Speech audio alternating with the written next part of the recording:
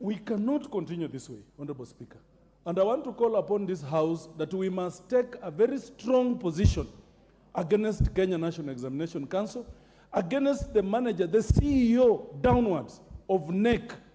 And Honorable Meli, my brother, we must work together on this to ensure that we flush out the culprits in NEC that are making the situation unbearable for the children of Kenya. Thank you, Honorable Speaker. Owen Bayer. Thank you, Honorable Speaker, and I want to join my colleagues on this issue. It's very important that we have examination integrity in this country. And examination integrity in this country gives the Kenyan certificate what we thought that it requires to have. Honorable Speaker, issues of examination are sensitive. And as our children take examinations, one of the things that we need to do is to give our children the confidence that whatever they're going to do, whatever they have been through school for those many years, it's going to be worthwhile doing that examination.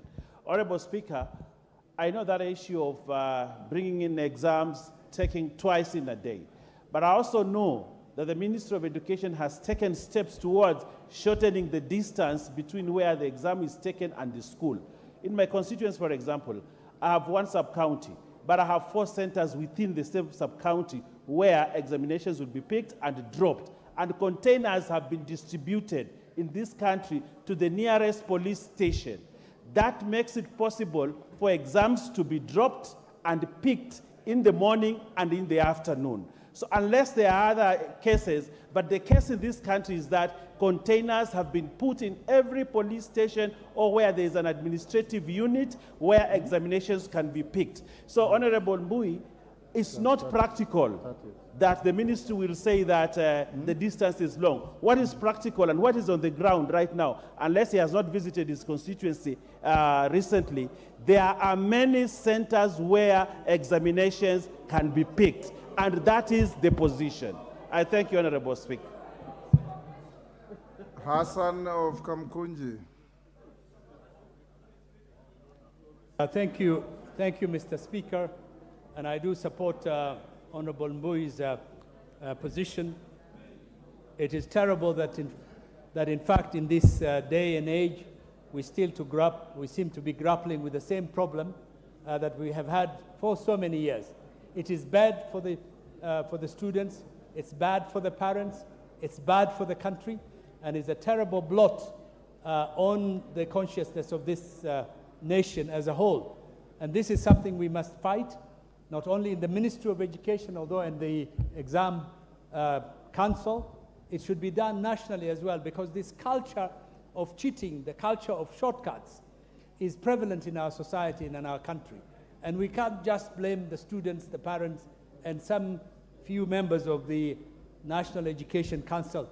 We need a more concerted effort. And this also is impacting on those children forever, because when they go to college, they don't do very well. When they go to university, they suffer because they were not well prepared. They have fake results, and it is bad for them. Therefore, we must do whatever is necessary to fight this scourge of cheating in our country. Thank you. Wanjiku Muya.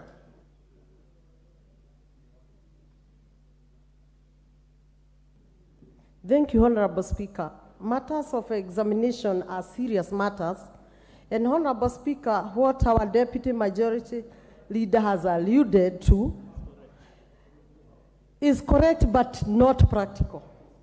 Honorable Speaker, I may give an example of my own constituency. From the one sub-county to where is said it's the middle, unless the exam is taken by border. There are no roads. The roads are very horrible with these heavy rains. And even in the instances where we have constituencies which are very vast, like the ones you just mentioned, of about 300 kilometers, even if they divide the 300 kilometers by 2, it will still be 150 kilometers to the nearest. Really, the idea is good, but it is not practical, and the NEC and the minister and the whole education fraternity have to retract and revisit this issue within the shortest time possible and supervise the exam that it is done without cheating, but in a practical manner. Otherwise, it is not tenable, and that method is just horrible. Member for Turkana, is it East? Nicholas Gigor. Honorable Speaker, thank you for giving me this chance to give my voice to this very important motion. Mr. Speaker, It's a statement. Isn't it? Statement, I mean. Mr. Speaker, as you have just put it right,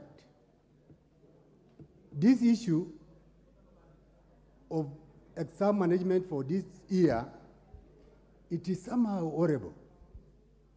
I have just come from my constituency, and after visiting several schools for their prayer days, that is starting last week to this Monday, last Monday.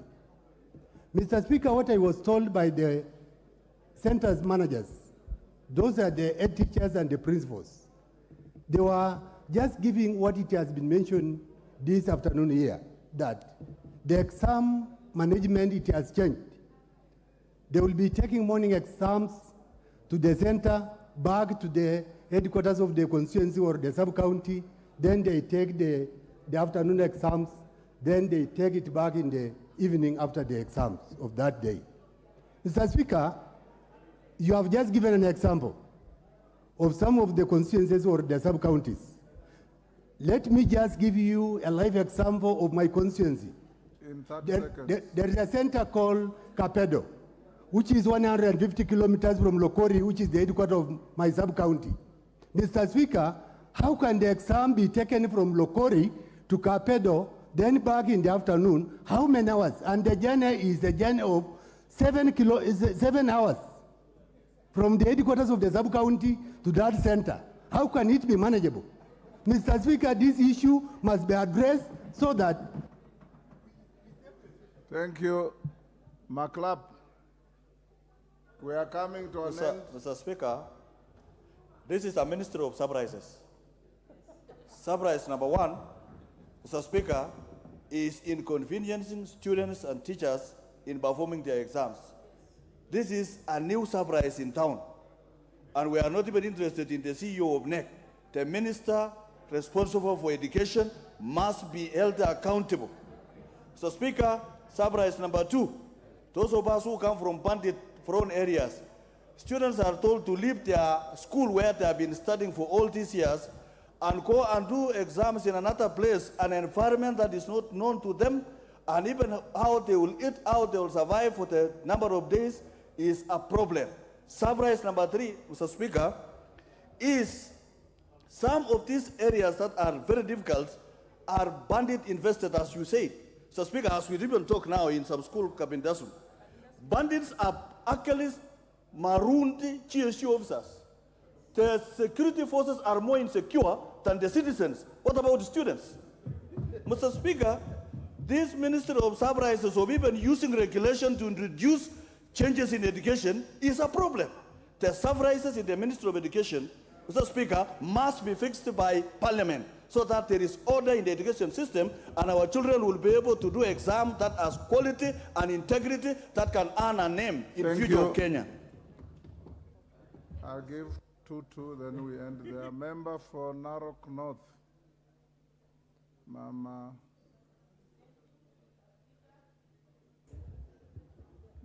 Agnes Pareo. Thank you, Mr. Speaker, for giving me this opportunity to support the statement. Examination is a serious issue that we need to look into. And cheating, lying during examination is an issue that has been going on for a long time. And it is time that we need to deal with it once and once for all so that we can give certificates to those who have worked for it. And saying that as exams will be transported twice a day in some areas like my constituency, where I have 6 wards and the roads are impassable, I don't think that those exams can be transported twice in a day. and still reach to the schools at the right time. So I think it is time that the Ministry of Education look into that issue, because even giving one person who is a manager to have or to get hold of this exam with a border man alone, I don't think that the exams will be really fair. And these exams are supposed to reach to the students while nobody has interfered with it. So it means that by the end of it all, there are so many people that will interfere with these exams, and the exams will not be secured. So I think it is an issue that we need to look into. Thank you. The last one, Mwalimu Mboko Milemba. That is the end of that story. Thank you, Honorable Speaker. Speaker, the center of everything that has been said is the teacher. The person whom you have heard being mentioned as the center organizer is actually the head teacher or the principal, and it's basically the teacher. And in the event anything happens wrong, Honorable Speaker, that's the person who is punished, is addicted, and currently he's actually dismissed by the Teacher Service Commission. Honorable Speaker, even now, the people who have been invited to go and supervise exams have been invited forcefully. Ordinarily, they are supposed to actually apply and get there. But now teachers have been given letters and they don't want to go and supervise. So we shall still have a problem on supervision. But finally, because of time, at the center of all this is also lack of money in the schools, because the practicals require money and there's no money in the schools. The last tranche to be sent was a long time ago. My advice is this, that because exams are more important in this country than the economy sometimes, unlike America, where they vie their economy more, could the Honorable CS for Education be given time to come to this House before we close so that he gives confidence to these members and Kenyans that exams will be clean? Otherwise, we shall have the same case we had last time when one school got all the A's and others got nothing. Thank you, Honorable Speaker. Honorable Meli, the chair of the committee. Do you have the facts with you to respond now, or I give you first thing tomorrow morning? Thank you, Mr. Speaker. Mr. Speaker, I wish and do you have capacity to speak on behalf of the ministry? No, I cannot speak on behalf of the minister. I will request that I ask the minister to give me facts I can table before the House tomorrow morning. Thank you. Honorable Deputy Speaker, you are the one who will start the House tomorrow as always.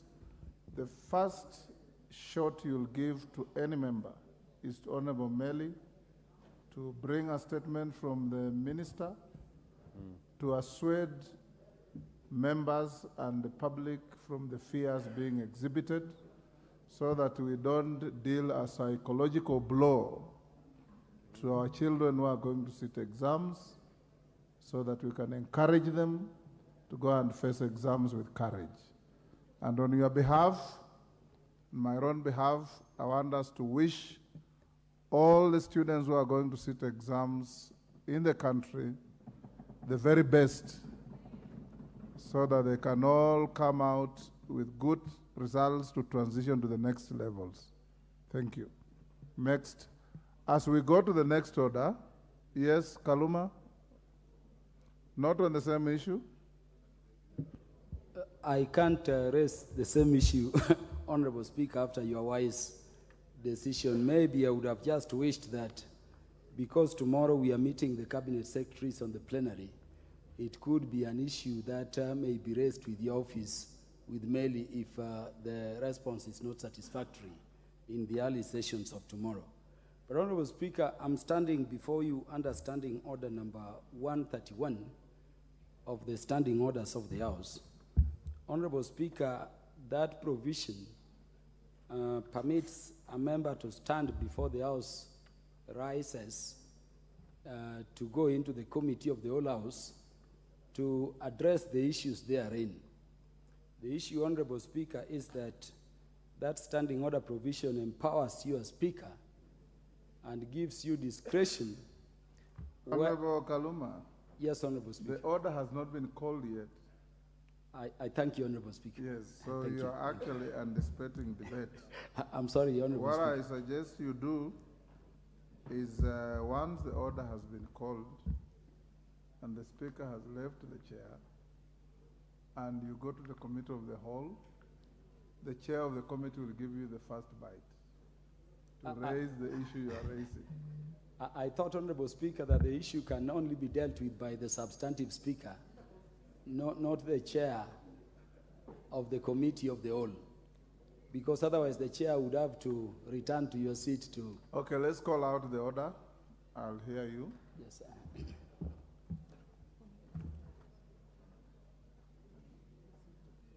Committee of the whole House. Order number 8, Committee of the whole House. Honorable members, before the Speaker leaves the chair, we'll give Kaluma 2 minutes to prosecute what he wants to prosecute. I also want to encourage you that this is a bill that is literally precedent setting. The committee has proposed amendments to each and every clause, including the title. Ordinarily, I would have advised them to bring a wholly new bill. But since we have reached where we are, I have acceded to the amendments to be walked through. Honorable Pukose and his group are going to prosecute for a long time, I believe, amendments to each and every clause, including the title. And I hope that you will have the stamina and the time, because this is an extremely important bill in the health sector of this country. Can I hear Honorable Kaluma? Honorable Speaker, you partly prosecuted the matter I wanted to raise with you. Honorable Speaker, this is a very important bill. I was requesting, Honorable Speaker, that in the light of the several amendments proposed, and Honorable Speaker, I can confirm from pages 1479 to pages 1526, over 48 pages of the order paper for today, there are proposals, number one, by the committee, including the title. And I agree with the committee. Then there are proposals by several other members. I see Irene Mayaka, Honorable Peter Sowino, I'm seeing Honorable Dr. Nyikal. Honorable Speaker, the provision of Standing Order number 131 empowers you to direct that where there are more than 10 amendments, those matter or the bill itself can be referred back to the relevant committee, which will be the Committee on Health for Harmonization. Honorable Speaker, this is what we call winnowing. So I was requesting that we don't proceed to the Committee of the Whole, if you allow, but because this matter is very serious, it goes for winnowing, and we harmonize all these amendments. Honorable Speaker, maybe I also mentioned, because of shortness of time, that if you look at page 1387 of this bill, it is a bill proposing to repeal the whole of the Pharmacy and Poisons Board Act. It is seeking to repeal the Food, Drugs, and the Scheduled Substances Act. Both of those statutes are being repealed in terms of the whole act in whole. It seeks to repeal section 16, 17, and 18 of the Narcotic Drugs and Psychotropic Substances Act. I've looked at those acts, Honorable Speaker, it is seeking to repeal. I've also looked at the sections of the various laws it is seeking to repeal, not in whole, but in part. And Honorable Speaker, they are very substantive. It would be therefore necessary, Honorable Speaker, that we go back to the committee, the relevant committee, so that we don't just deal with the bill itself, but also be assured in a way, by way of cross-checking, that the good provisions in the various acts of parliament sought to be repealed, Honorable Speaker, are incorporated herein. Thank you. This is the reason I was requesting for winnowing. I know we need to transact this first for the reasons the Deputy Speaker has given me. But Honorable Speaker, winnowing even enables expedition. I was thinking if this were to be directed even tomorrow, then on Thursday we could take the shortest time on matters the House is generally agreed upon to expedite the consideration of this bill at the Committee of the Whole House. I crave, Honorable Speaker. Thank you. Chairman of the committee, what do you say to that?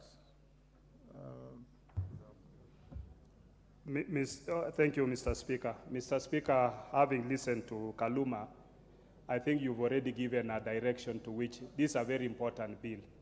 And this is a bill I started in the 11th Parliament.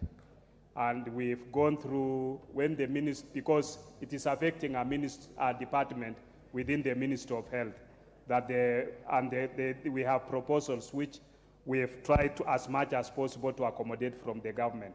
So I think we just move to the committee of the whole house and we prosecute the bill, because that will hasten the process, and I don't think we need to go back winnowing, then we have to reschedule it again for committee of the whole house. That will be a longer process. Deputy Speaker. Thank you, Honorable Speaker. I know that I agree with the chairperson of the Health Committee. This bill, actually, in as much as it looks like there is several amendments, the amendments are not substantial. They are restricted to small correction of the use of certain words so that we can be in tandem with the WHO standards. For example, at the titling, it makes sense because the title was the Kenya Drugs Authority Bill.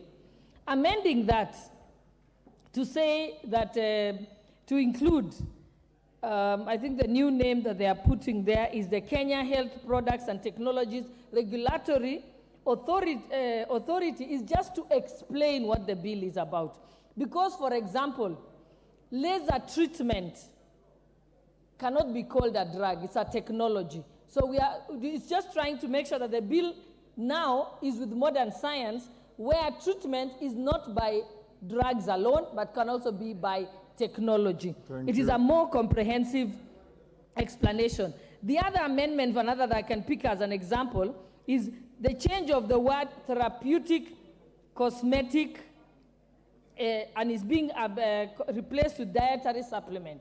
Again, it will become an all-encompassing explanation. And lastly, Honorable Speaker, if you allow me, the other list of definitions are just to put the definitions in alphabetical order. So there is no substantive changes or amendments that are, it's more definitional. In fact, the substantive amendments are only 3, Honorable Speaker. Thank you.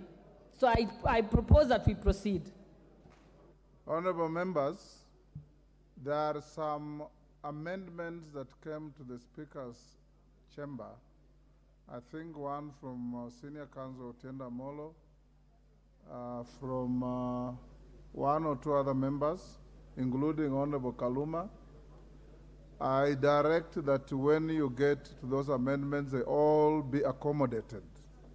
Normally, there is a time cut at which your amendments should be brought, but having approved them, they will all be considered.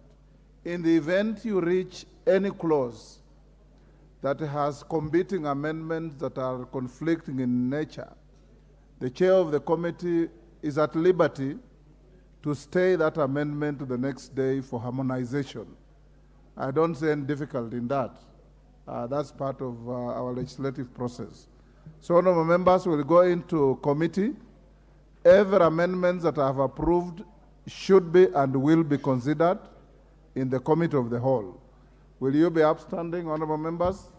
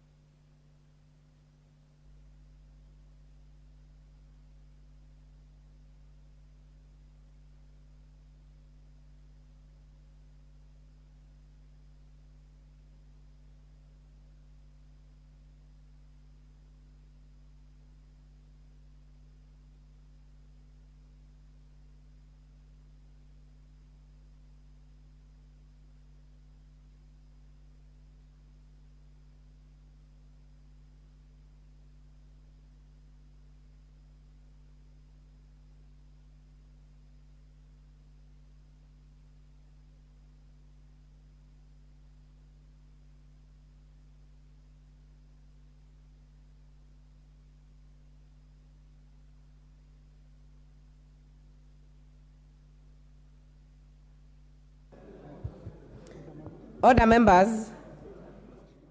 The House is now in the Committee of the Whole for the consideration of the Kenya Drugs Authority Bill, National Assembly number 54 of 2022. Honorable members, let us have order in the House. Honorable Nyenze, take your seat. Break that Kamukunji. Honorable Sergon, take your seat. Member for Mogotio, take your seat. Member for Laikipia, take your seat. We will have order. Member for Mogotio, take your seat. Order, members. Clause 3.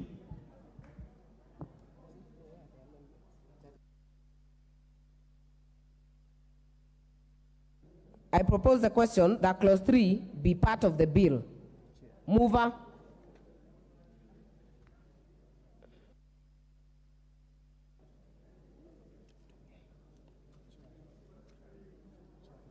Honorable Pukose. Thank you, Honorable Chair. Honorable Chair, I propose that clause 3 of the bill be amended as per the order paper. The clause 3 of the bill is deleted in subclause 1 and substitute therefore the following new subclause 1. 1, that this act applies to the regulation of A, medicines, medical products and technologies. B, medical devices including radiation emitting products. C, radiopharmaceuticals. D, complementary, alternative or herbal medicines. E, cosmetics and borderline products. F, in vitro diagnostic medical devices. G, therapeutic feeds.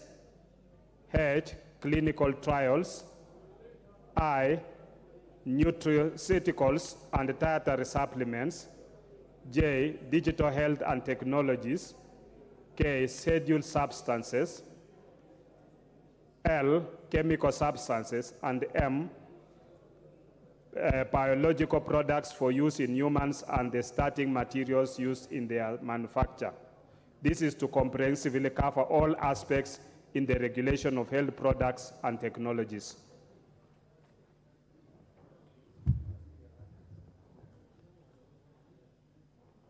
I therefore propose the question that clause 3 be amended as proposed by the chair of the Health Committee. Honorable Kaluma. Yes, Chair, I support the amendment, but Chair, I've not had the mover speak to scheduled substances, and I regret the bill does not say what scheduled substances are. Unless this is clarified, I would urge the members to oppose. I thank you, Chair. If you speak to this issue, put an intervention. Honorable Otiende Amolo, are you on this one?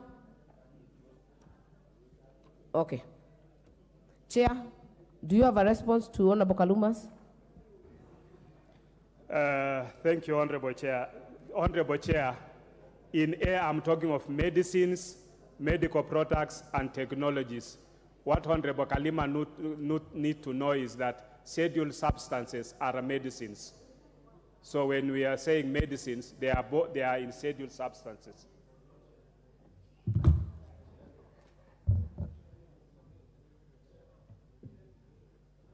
What's out of Honorable Kaluma? Chair, the mover is misleading the House. The term scheduled substances was clearly defined in the Pharmacy and Poisons Board Act. The question I'm asking is whether scheduled substances has been defined within this bill in the manner it was defined there, because otherwise it is not clear what it is in the bill. Chair. Madam Chair, we are in clause 3.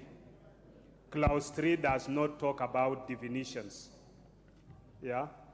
I want clause 3, that clause we have amended, and we are indicating comprehensively cover of all aspects in the regulation of health products and technologies. All these are health products and technologies. So it is not definition. I think the honorable member is talking about definitions. And when you go to definitions, then you will find the definition of scheduled substances. Okay, honorable members, I will therefore now put the question that clause 3 be amended as proposed by the Chair Health Committee. Will as many as are of that opinion say aye? Will as many as are of a contrary opinion say nay? The ayes have it.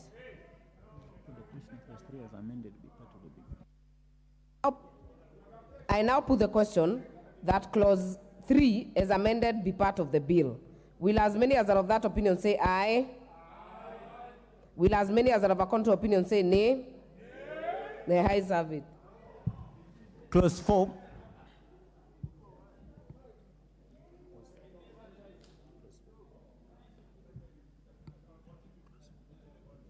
I propose the question that clause 4 be part of the bill. Mover.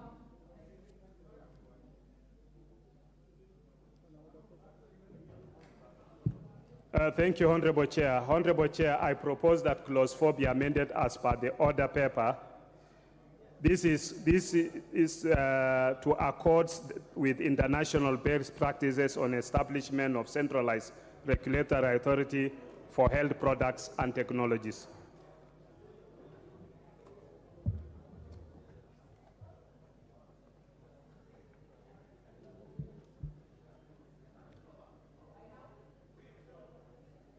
I propose the question that clause 4 be amended as proposed by the Chair. Honorable Dawood.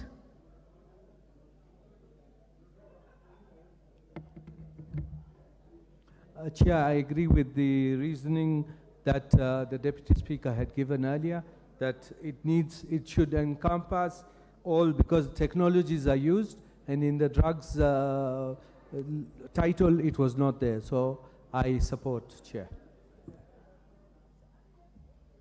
This I support. Honorable Kaluma. Chair, this amendment I support. The title of the bill as initially framed, Chair, was Kenya Drugs Authority Bill, and the authority was there for Kenya Drugs Authority. Chair, that was limiting, considering we are also dealing with technology, and we are not just up to creating authorities, but dealing with both drugs and technology application in the health sector. I therefore support that amendment by the committee. Thank you, Honorable Kaluma. Member for North Imenti, you have already spoken on this. Honorable Otiende, I think if you're not willing to speak on this one, you remove. Okay. Your interest is in clause 8. Okay. I therefore put the question that clause 4 be amended as proposed by the Chair, Health Committee. Will as many as are of that opinion say aye? Will as many as are of a contrary opinion say nay? The ayes have it.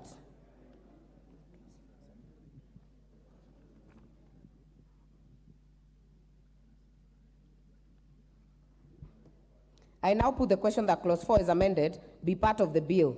Will as many as are of that opinion say aye? Will as many as are of a contrary opinion say nay? The ayes have it. Clause 5. I propose the question that clause 5 be part of the bill. Mover. Clause 5, Honorable Bukose. Honorable Chair, I propose that clause 5 be amended as per the order paper. This is to give the board discretion to determine the location of the authority's headquarters, because we are now saying that the headquarters of the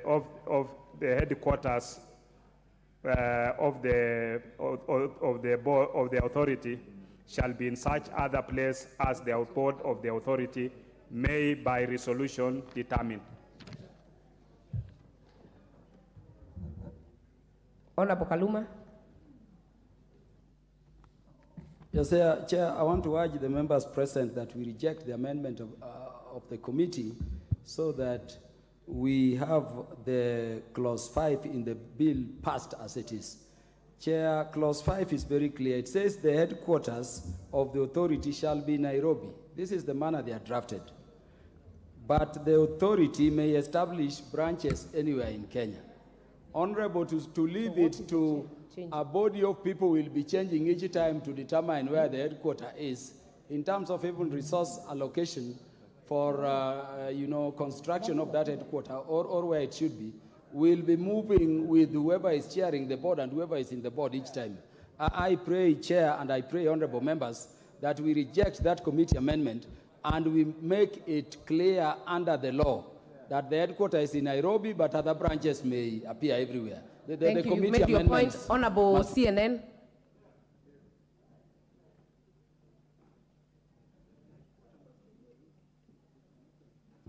Chair, I just want to support what Honorable Kaluma said.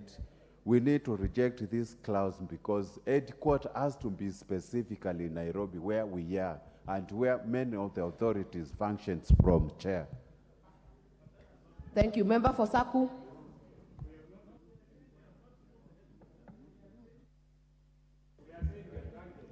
Thank you very much, Chair. Chair, I support the amendment that the Chair has moved. Actually, what he is saying is not changing the headquarters. He is saying that the board can have branches anywhere or around the country. And I think that is part of devolution. There's no way you are just going to have headquarters and everything in Nairobi. Honorable members, I support. Just for clarity, the amendment as in the order paper does not change the headquarters. It only says that it can be determined by a resolution to such other place as the board of the authority may by resolution determine. Member for Nakuru Town East.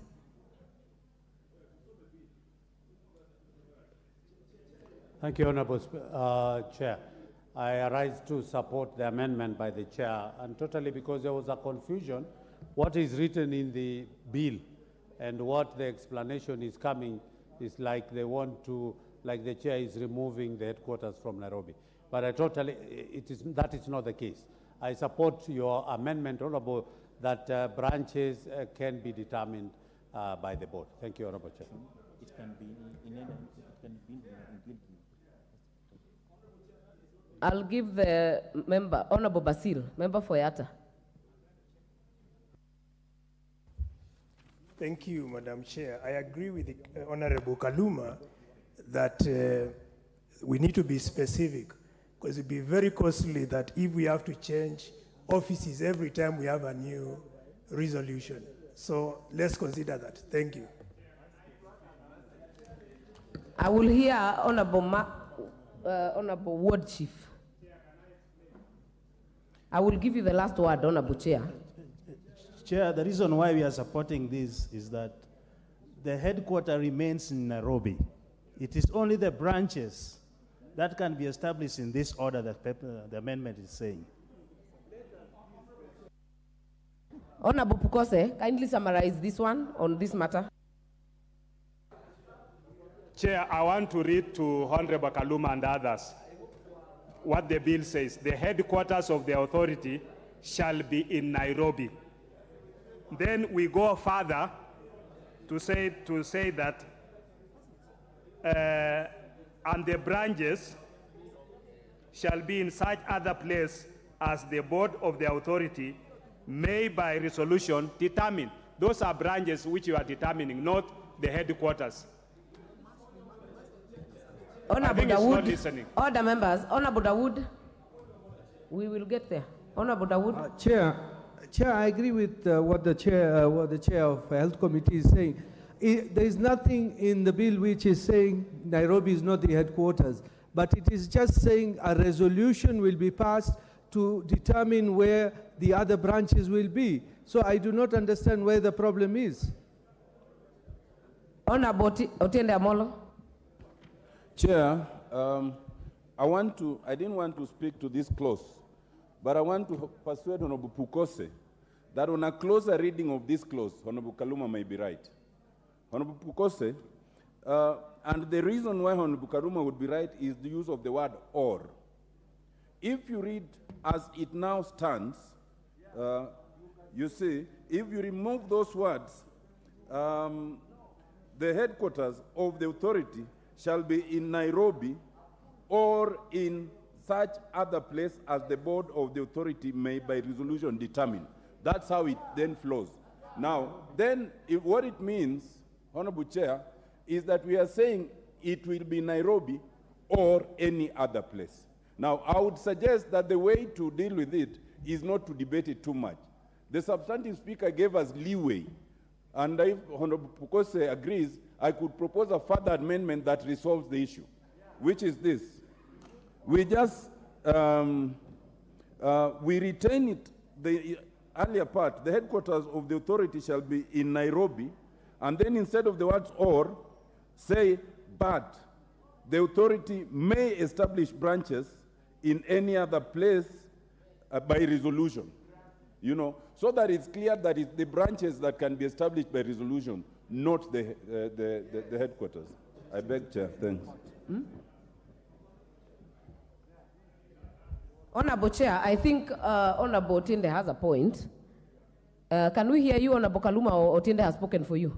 Let me say something briefly. Honorable Chair, Clause 5 as currently drafted establishes where the seat of the headquarter is in Nairobi and gives the board the freedom to determine where the branches could be anywhere in Kenya.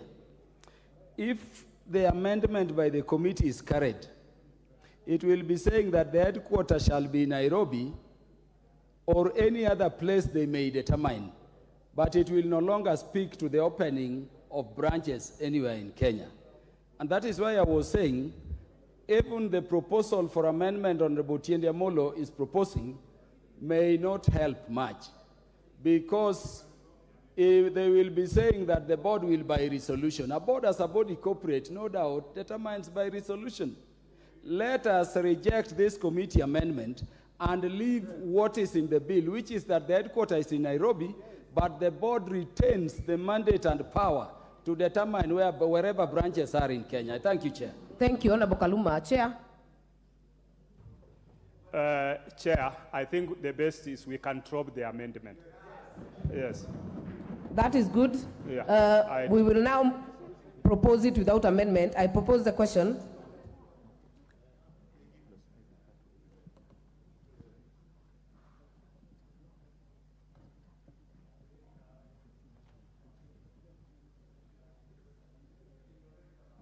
I therefore propose the question. I propose that clause 5 be part of the bill. I now put the question that clause 5 be part of the bill. Will as many as are of that opinion say aye? Aye.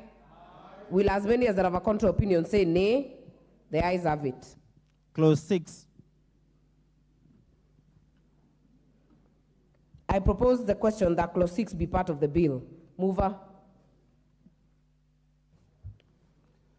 Honorable Chair, I propose that clause 6 be amended as per the order paper, and this is for proper drafting of the clause.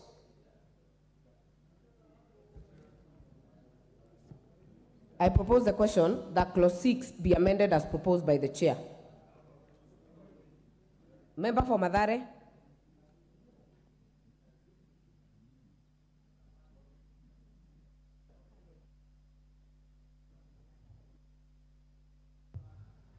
Honorable Chair, I want to support the amendments by the committee on the grounds that the authority that is being created touches on very fundamental things, not only the administration of drugs and the technologies that are involved in this area, so that the enhancement of the experience of the Director General to 15 years is one that is appropriate, so that we are ensured that the persons who are superintending over this very serious authority are persons that is a person that we can entrust.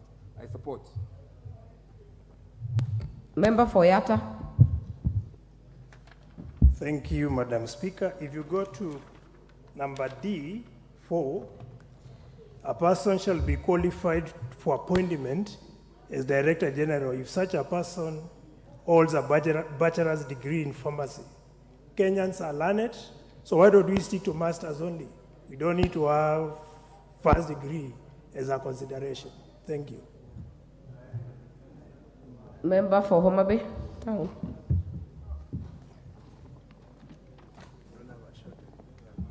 Honorable Chair, I support the committee's amendment, more so to clause 3, where they are proposing that the term of service be reduced from 4 to 3 years, so that it accords with the Mwongozo guidelines. That I support, Honorable Chair.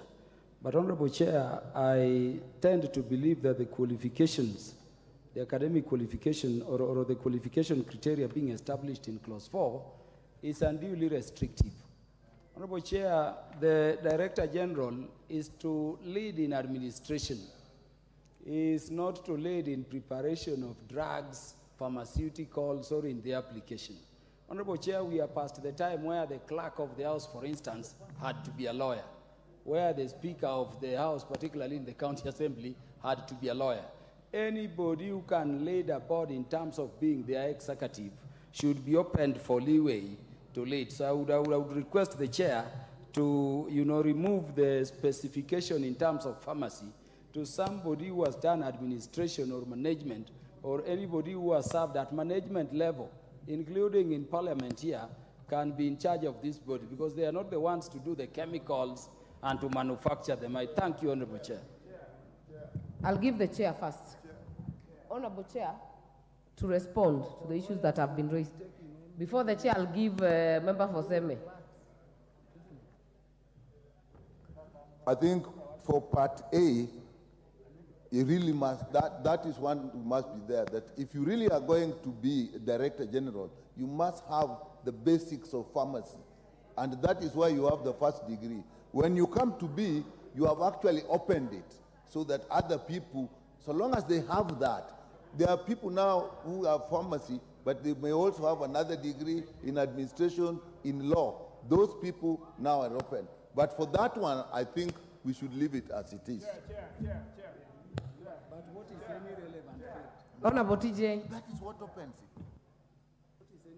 Chair, I'm enjoying this discourse between my learned friend, Honorable Kaluma, and my senior doctor beside me here. But in this house, we must agree on things. When it comes to lawyers, everybody says that not, and Honorable Murugara, please listen to me. Honorable Murugara, please listen to me. The chairman beside you is diverting your attention, if you don't mind, because this relates to JLAC. Yes. When it comes to lawyers, Honorable Chair, they say that not only lawyers must be chairmen, or must be CEO, or must be this and that. But when it comes to medicine, my doctor, who is next to me here, is very forceful that only people who have read pharmacy can only do these things. Now, we have to be very consistent in these things. I know that lawyers have a problem in terms of how the society view them, but time has come when we have to be consistent in our policy. I neither support Kaluma, nor do I support the member for Seme, but this house must take a position. Honorable TJ, thank you. Chair.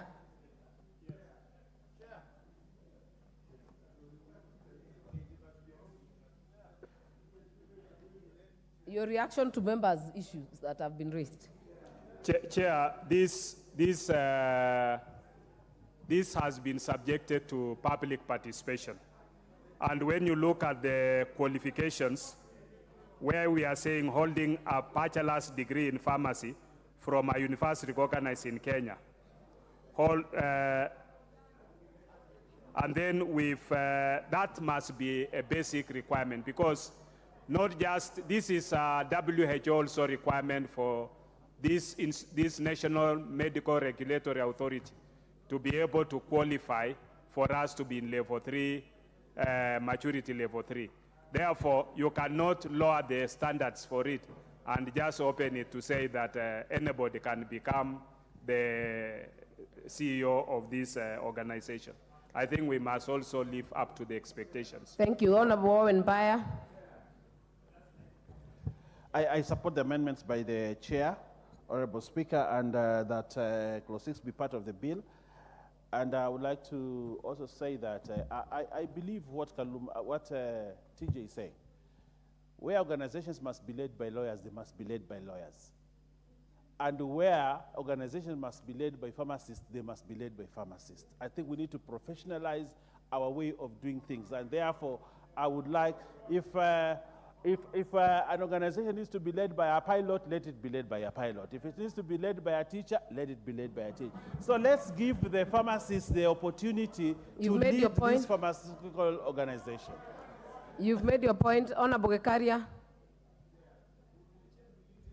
Honorable Speaker, Honorable Chair, as I arise to support Dr. Pukose, but at the same time I agree with TJ Kajwang. I had an opportunity of IEBC where they said the chair must be a lawyer of, I don't know, High Court, I don't know. So, Honorable Gekaria, are you supporting the chair? You cannot support the chair and TJ at the same time. All I'm just on this saying, one, Honorable Member for Diwa. Here, member for Diwa for a minute, then I'll give you Honorable Kalu. If TJ and JLI could not get that, this is technical. This is highly technical, and you cannot have anybody without basic degree in pharmacy to do it. So I support it. Honorable Dr. Gogo. Thank you so much, Honorable Chair. I like the way this has generated quite a bit of involvement, but for heaven's sake, I want to support the chair that let pharmacies run their own business.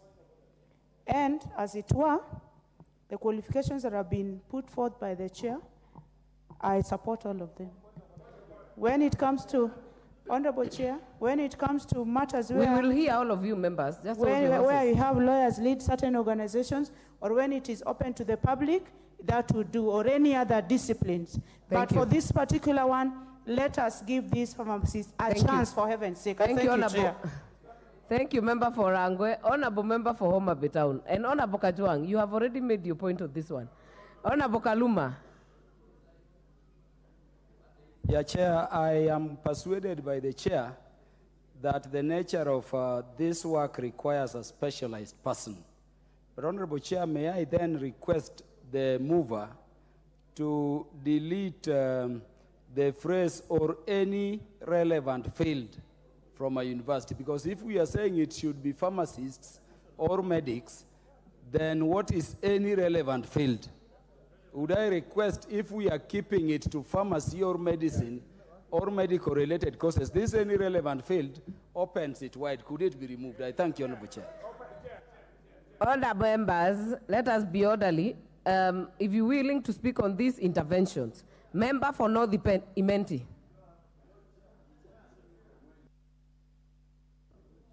Chair, I agree with the Chair of Health, and to answer Honorable Kaluma's point, it says initially you have to have a bachelor's degree in pharmacy, and after that in the master's is when you can be in any other field besides pharmacy and medicine. So Chair, you know, in the 2010 Constitution, the lawyers had it all their way. They put themselves in each and every commission and every sector of the government. So, Chair, lawyers have had it well. Now let the other people have it as well. Thank you, Chair. Member for Runyenjes. Thank you, Chair. On this particular field, Honorable Chair, I want to support the Chair of the committee or the mover, since his proposal is that we have a person who has a bachelor's degree in pharmacy, and Honorable Chair, a person can have a bachelor's degree in pharmacy but still possess another qualification that is of related field. So, Honorable Chair, I support the mover. Thank you. Member for Luanda. Thank you so much, Honorable Chair. On this one, Madam Chair, I want to support the Chair because professionals go to school to acquire technical skills for a given field. And therefore, having a technical person heading this is very important. Therefore, I support that the professionals should actually be honored. Thank you. Therefore, support this. Honorable Dr. Otiende Amolo. Chair, first, I support the chair of the committee. And in truth, Honorable Dawood has explained it. Because as I understand this, The first is a basic degree in pharmacy. But thereafter, you are allowed to have a second master's degree in anything. You can even have an MBA. You can have anything else, which then will speak to the skills that we were talking about, so it's not inconsistent. Having said that, Chair, secondly, it would be outrageous to have a chief executive who does not have a basic degree in pharmacy, and yet down there in clause 8, you are insisting the board chair must have a degree in pharmacy. Thank you. And yet this is the technical one. But Madam Chair, Honorable Dawood should withdraw what he has said. Honorable Dawood has suggested that the lawyers created all the offices for themselves, and I was part of those who wrote the Constitution, and it is not true. Did Honorable Dawood want doctors to be judges in the High Court and Supreme Court? Absolutely not. So to that extent, I agree with Honorable T.J. Kajwang. Thank you. Thank you. I will now put the question that clause 6 be amended as proposed by the chair. Will as many as are of that opinion say aye? Will as many as are of a contrary opinion say nay? The ayes have it. I now put the question.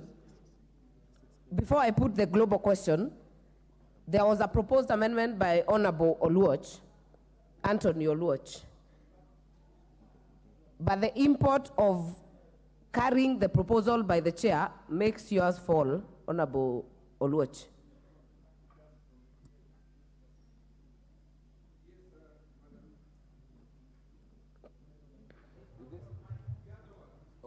Sorry. Apologies, Madam Chair. When I was making my interventions initially, I was speaking to my amendments.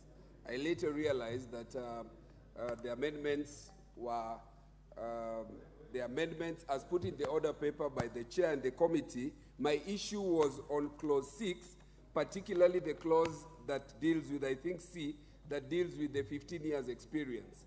So you have guided, Madam Chair. I don't know whether I can still prosecute or the import of... The import is that it falls, actually. It falls. Yeah. I'm guided. Okay, I will now put the question that clause 6 as amended be part of the bill. Will as many as are of that opinion say aye? Will as many as are of a contrary opinion say nay? The ayes have it. Clause 7. I propose the question that clause 7 be part of the bill. Mover? Honorable Chair, I propose that clause 7 be amended as per the order paper. This is to correct a typographical error. Because what we're doing here is that we in paragraph 7 of the bill, we amended F by deleting the words act, regulation, under this, and substitute therefore the words regulation under this act. It's just typographical error. Allow me to propose the question that clause 7 be amended as proposed by the chair. Honorable Kaluma.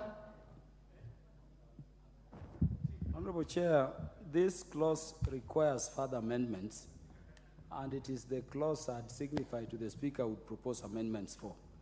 Honorable Chair, while least I support the amendment of the committee, Honorable Chair, look at clause 7A and B and whether they should be necessary. Honorable Chair, you know we are a House of Parliament.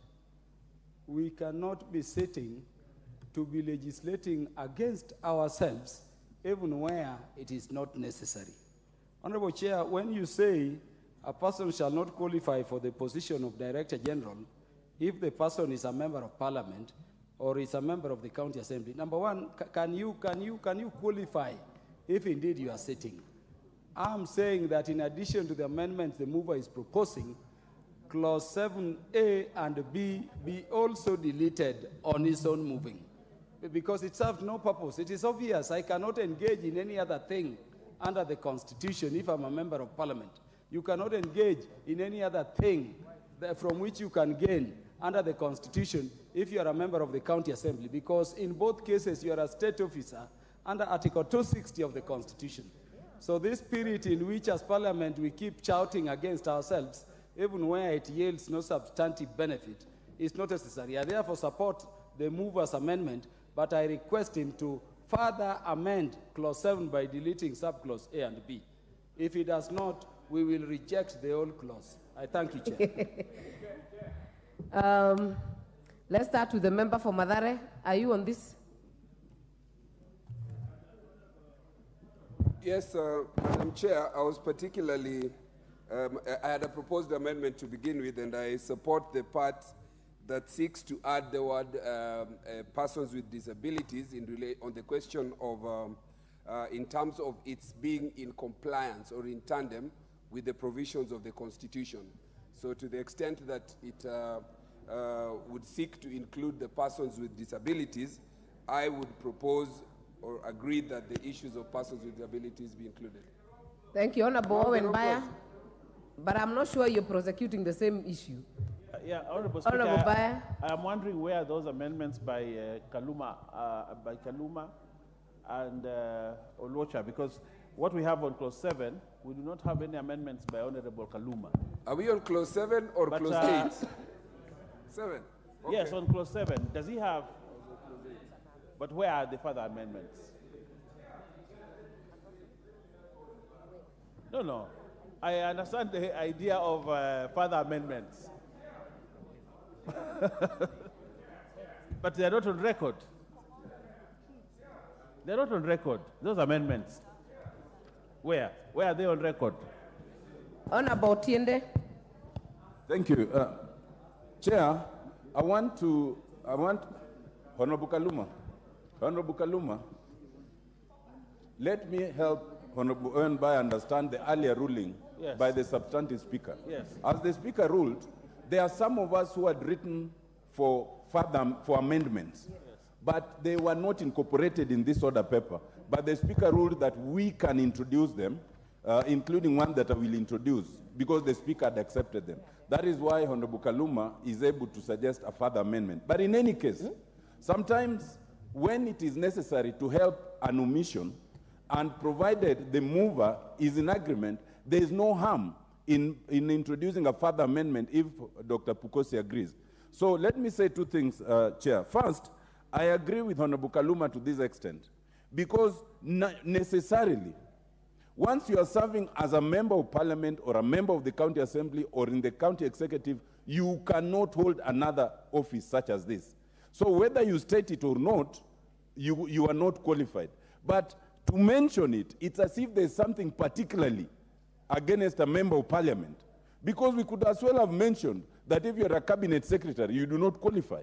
If you're in any other office, you do not qualify. And that's why I thought we could leave it. But Dr. Pukosi, with your permission, I would like to persuade you that while I support the amendment on its own, there are two other small amendments you need to make on that clause 7. One is if you look at 7B, it says is convicted of an offense. I'm sure you should read has been convicted, because that's the disqualification. Otherwise, it does not become a disqualification. Yes. Secondly, in E, a salaried employee, it should be is a salaried employee.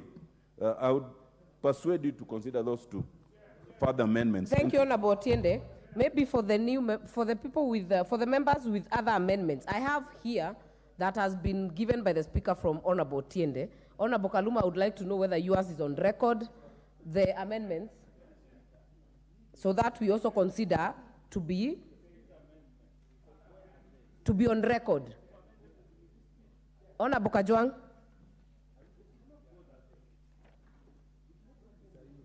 Honorable Mbaya, we are in this house to legislate. We cannot be derogative to ourselves. First, whatever it is, we cannot start abusing ourselves. It looks very bad out there that we are abusing ourselves. The only point we are making, Honorable Pukose, is that a member of parliament, by its own nature, by act of the Constitution itself, cannot work as a CEO or an administrator in this way. So every legislation must have an intention. What would be the intention of this if you ask Deputy Speaker? What would be the intention of a statement to say that something which is obvious and which is constitutional, we specifically refer to it if we are not just derogating ourselves, if we are not just abusing ourselves? This is what I'm saying. Nothing should proceed from this house in which we are saying we are saying that there is something so wrong with member of parliament, that a member of parliament is so questionable that he should not be able to do this thing, yet the constitution itself has said so. So what is it? Otherwise, we are going to produce legislation in which we put ourselves at the point of did I say, if I say foolishness, that would be unparliamentary. No, it's not unparliamentary. We would be foolish. Yes, we would be foolish. We would just be foolish, yes. Unwise. Yes, that's better. Honorable Kaluma, I would like to hear your amendments, if they're on record, because what I have here is different. Yes, Honorable Chair, I support the amendment by the committee, and I was thinking, Honorable Chair,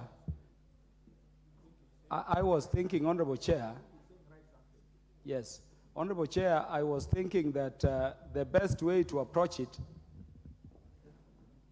Honorable Chair, I was personally proposing complete deletion of 7, but I'm persuaded that the amendment by the committee will improve this provision.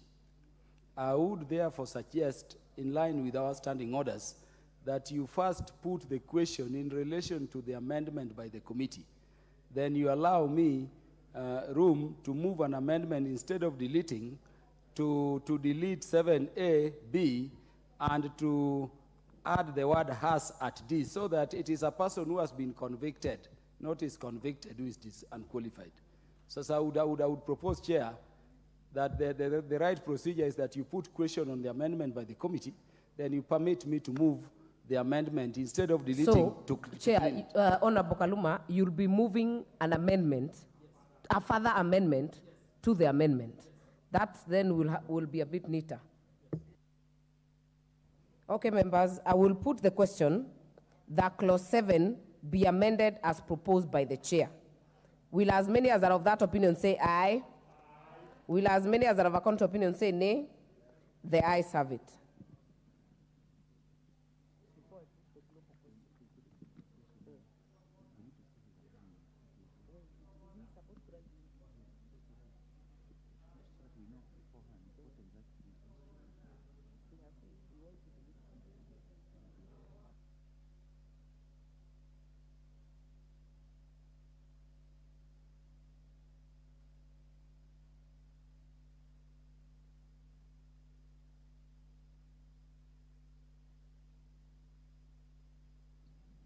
Honorable Gekaria.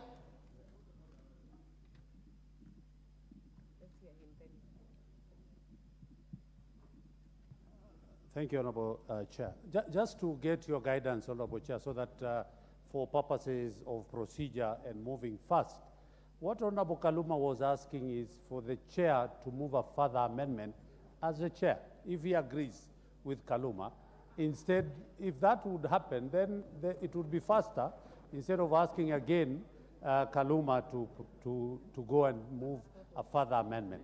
And also what Otiende had also requested, if the chair so agrees, that is. Thank you, Honorable Speaker. Chair. Honorable Baya. Of the debate, and so that we understand how we are moving. It's important that if Honorable Kaluma had amendment, and I heard the Speaker very clearly say that there are certain amendments that he has approved to be brought, although they came late, but he has approved that they be brought to the House. I'm happy if those are brought, so that we do not make amendments, or we do not open the whole act for amendments because the Speaker has said he has allowed amendments. If we did that, then everybody would introduce amendments in this bill on the floor, and it is procedural. Honorable Dawood.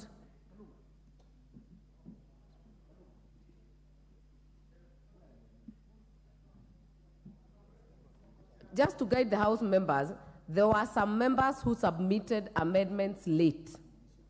By the standing orders, it was after 2 p.m. You should do it before. But the Speaker made a ruling that even if they were seen after, we will indulge them. But we have to see the amendments. That is the point. We have to see. Right now, the amendments I have is only for Dr. Otiende Amolo.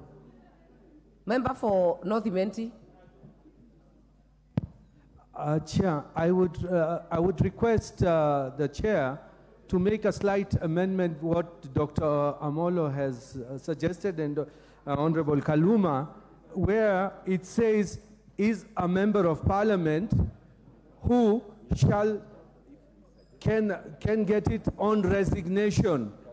You see, you could be appointed to be a Director General at that time you are an MP, but you can resign from being an MP to become a Director General. So, Chair, that could be done as well, a further amendment. But that would have to be done by the Chair himself. Member for Diwa. Chair, when you have resigned, you are not a member of parliament. So that's out of question. But I wanted you to give us a guidance.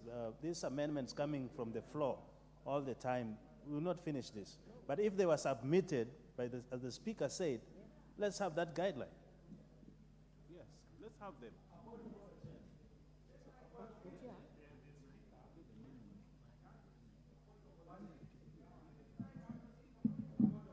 Honorable Kaluma.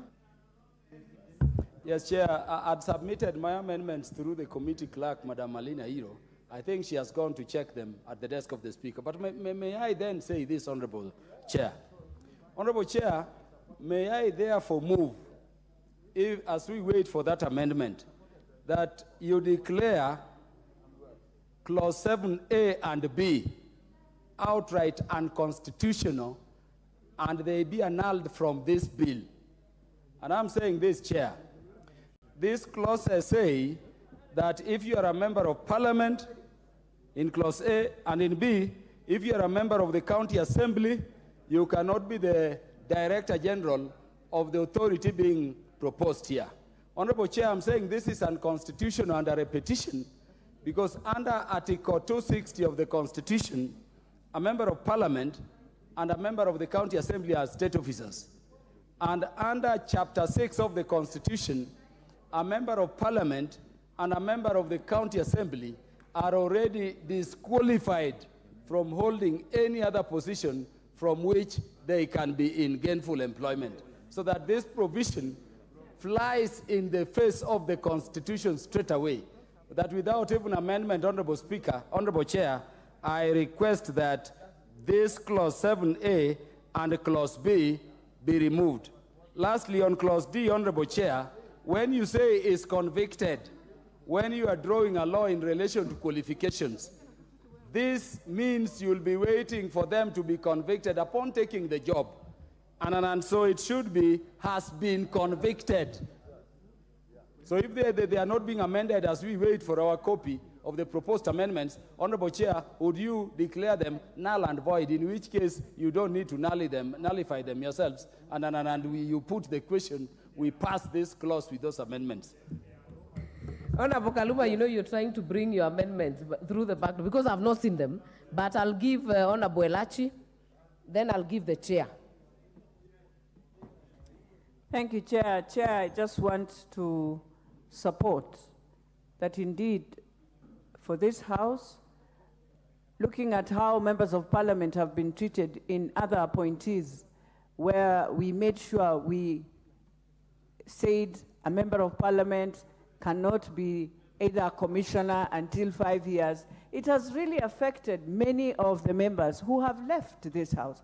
So the moment you bring it in, if you walk into a judge's court and he decides to interpret it in his way, Madam Speaker, you will, any member who is now no longer a member of this House will not get the job. So, Madam Speaker, we must agree in this House that that is a clause that will ensure, it will infringe in very many people's lives who would wish to do other jobs when they are finished being members of parliament. Thank you, Madam Speaker. Chair Committee of Health. Chair, having listened to the Speaker's ruling, I think the Speaker said there were those who presented the amendments late, and he approved those amendments. And I think they should be with the office of the Speaker. If a member wanted to make a further amendment, the Speaker also said they should also consult the Chair. In D, where Honorable Tienda Amolo had proposed a further amendment that has been convicted. I think that is an improvement to what is there. And in E, is a salaried employee. I think those two amendments, I agree with them. When you look at A and B, this has been picked from the Constitution. And I think whether we use it or don't use it, it doesn't make any difference, because in the Constitution 2010, it speaks of a person shall not qualify for position if you are a member of parliament or a member of county assembly or county executive committee. So for me, I think I want to agree with the further amendment by Honorable Otiende Amolo on D, if he can move it properly, neatly, and then E and D and E. I would wish that he can move those amendments and then we prosecute it.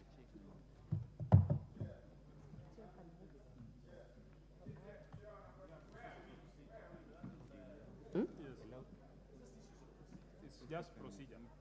Otiende, you can move those amendments.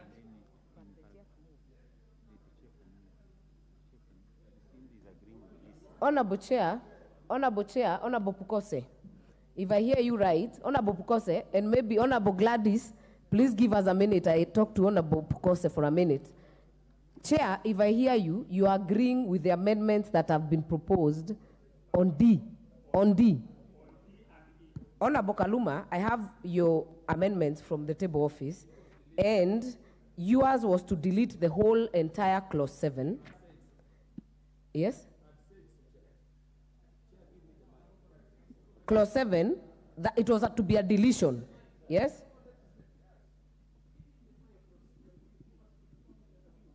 Because what I think, Chair, are you agreeing with the amendments that you move as a further amendment yourself by Honorable Otiende? On D, yes? On D and E. And Honorable Kaluma? Yes, you have the mic. Yes, Chair, I'd proposed, as I said before, the complete deletion of clause 7.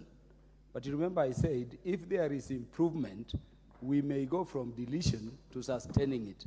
And that is why I was saying, I would support the amendment. It's a give and take at this stage. So if Honorable Otiende moves, yes, do you support Honorable Otiende's amendment? I will support. Yes. Even the committee, if Honorable Otiende's amendment is taken up by the committee, you drop yours.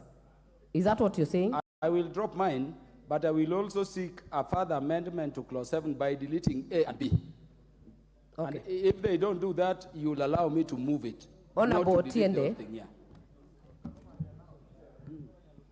Further amendment is a simple one. We come to clause 7, D.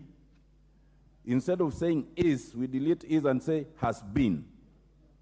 In E, add the word at the beginning is a salaried employee. I so move, Madam Chair.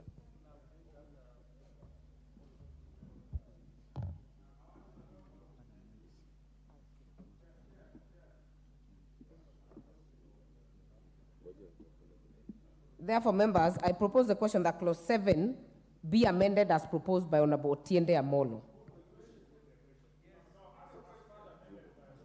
As further amended by Honorable Otiende Amolo.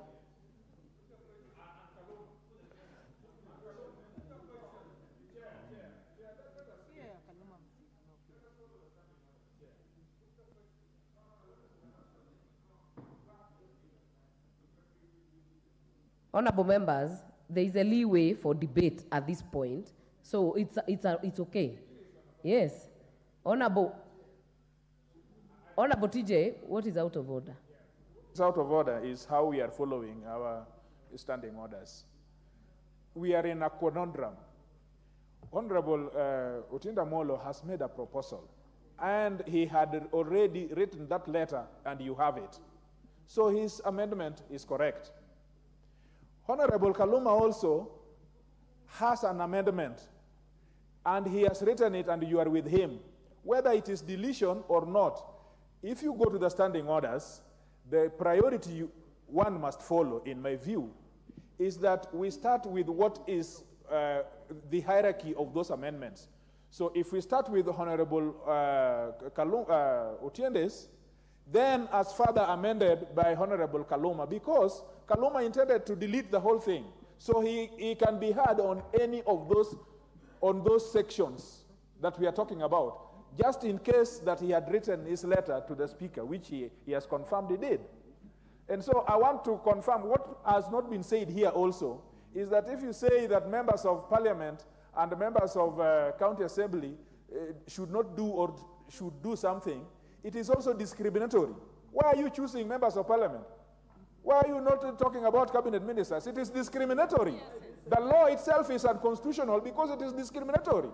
You are picking on a specific people and you're choosing on them. Why would you want to legislate against yourself? Why on earth would you want to legislate yourself against something which is discriminatory? Chair.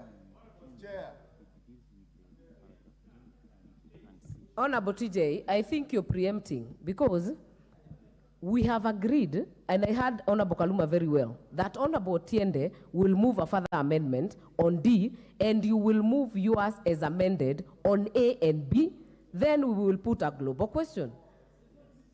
Yeah, let us proceed like that, honorable members. So I will not...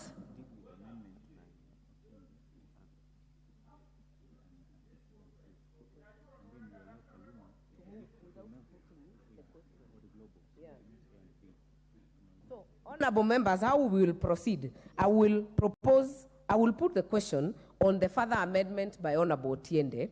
Then I will allow Honorable Kaluma to move the amendment on A and B. Then a further amendment, then we will put a global question. Okay? So I will now put the question that clause 7 be further amended as proposed by Honorable Tiende Amolo. Will as many as are of that opinion say aye? Will as many as are of a contrary opinion say nay? The ayes have it. I will now allow Honorable Kaluma to move. Honorable Chair, I hope Honorable Kajwang is learning. Honorable Chair, I beg to move that clause 7 of the bill be further amended by deleting clause 7A and deleting clause 7B. Honorable Chair, I move this amendment because having clause A and B are superfluous. So, these two offices Kaluma, are already prohibited. You are moving the deletion of paragraph A and paragraph B only of clause 7. Only. Good. I now propose the question that clause 7 be further amended as proposed by Honorable Peter Kaluma. I put the question that clause 7 be further amended as proposed by Honorable Peter Kaluma. Will as many as are of that opinion say aye? Will as many as are of a contrary opinion say nay? The ayes have it. I will now put the global question that clause 7 as amended be part of the bill. Will as many as are of that opinion say aye? Will as many as are of a contrary opinion say nay? The ayes have it. Clause 8.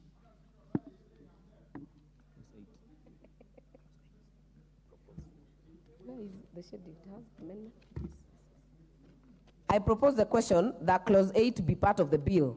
Mover. Chair. Honorable Chair, I move that clause 8. Clause 8 be amended as per the order paper. Clause 8A in subclause 1 by deleting the words Kenya drugs and substituting therefore Kenya Health Products and Technologies Regulatory. This in line with the name of the board, which should reflect the amended title of the bill and name the authority as proposed for amendment. In B, by deleting subclause 2 and substituting therefore the following new subclause 2, the board shall comprise A, a non-executive chairperson appointed by the president and who shall 1, be a registered pharmacist of good standing with a degree in pharmacy. 2, have at least 10 years experience in the pharmaceutical sector, 5 of which shall be a senior management level. B, the principal secretary in the ministry for time being responsible for health or a representative designated in writing. C, principal secretary, the ministry for the time being responsible for finance or representative designated in writing. D, the Director General for Health or a representative designated in writing. E, one person nominated by the Pharmaceutical Society of Kenya. F, one person nominated by the Kenya Pharmaceutical Association. Those are two different associations. One is degree holders, the other one is diploma. G, one person nominated by the Kenya Medical Association. H, one person not being a governor with knowledge and experience in health products and technologies nominated by the Council of County Governors to represent the interests of counties. I, one person not being a public officer representing consumer protection nominated by the Consumer Federation of Kenya. And J, the Director General of the authority, who shall be a secretary and an ex-officio member of the board. The composition of the board should comply with the Mwongozo Code of Governance for State Corporations in terms of numbers, skill mix, and professional expertise, which should include all relevant players involved in the matters of health products and technologies. In C, delete clause 3 and substitute therefore the following new subclause 3. 3, that the cabinet secretary shall appoint the members of the board under subsection E, F, G, H, and I by notice in the Gazette. The members of the board members are not state officers, and hence their appointments does not require approval by Parliament. It's sufficient that the cabinet secretary notifies the public of the appointments in the Kenya Gazette. Thank you, Madam Chair. Thank you. I now propose a question that clause 8 be amended as proposed by the chair. Honorable Baya, are you on this? Okay. Honorable Oluoch, are you on this? Chair, mine was on clause 8.7, which is not part of what the chair has proposed to amend, so I would be asking that I be given an opportunity to prosecute on clause 8. Okay, let us deal with the chair's amendment first. Honorable Kaluma.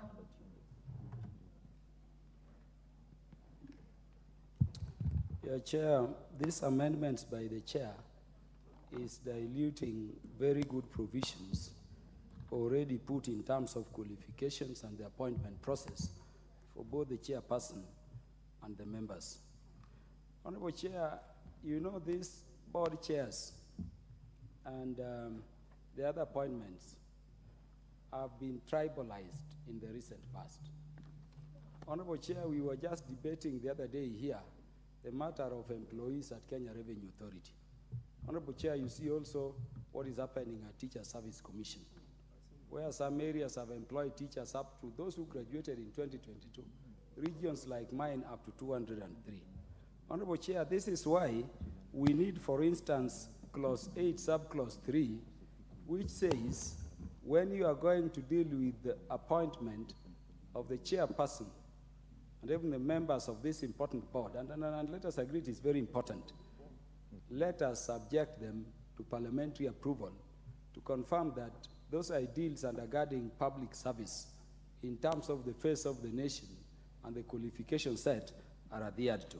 Chair, if you look at clause 8, subclause 2 in the bill, it is very clear the president is going to appoint. But the qualification criteria has also been set very clearly under A, 1, and 2. What the committee is doing by the amendments to that provision, if you look at them, is to dilute this qualification criteria. And Chair, just look at them. Do you want me to read them? Honorable, in 8.2a, a non-executive chairperson appointed by the president who shall, at 1, be a registered pharmacist of good standing with a degree in pharmacy and have at least 10 years experience in pharmaceutical sector, 5 of which shall be at a managerial level. Chair, if you go to how it is being amended now, 2A1 is being reiterated.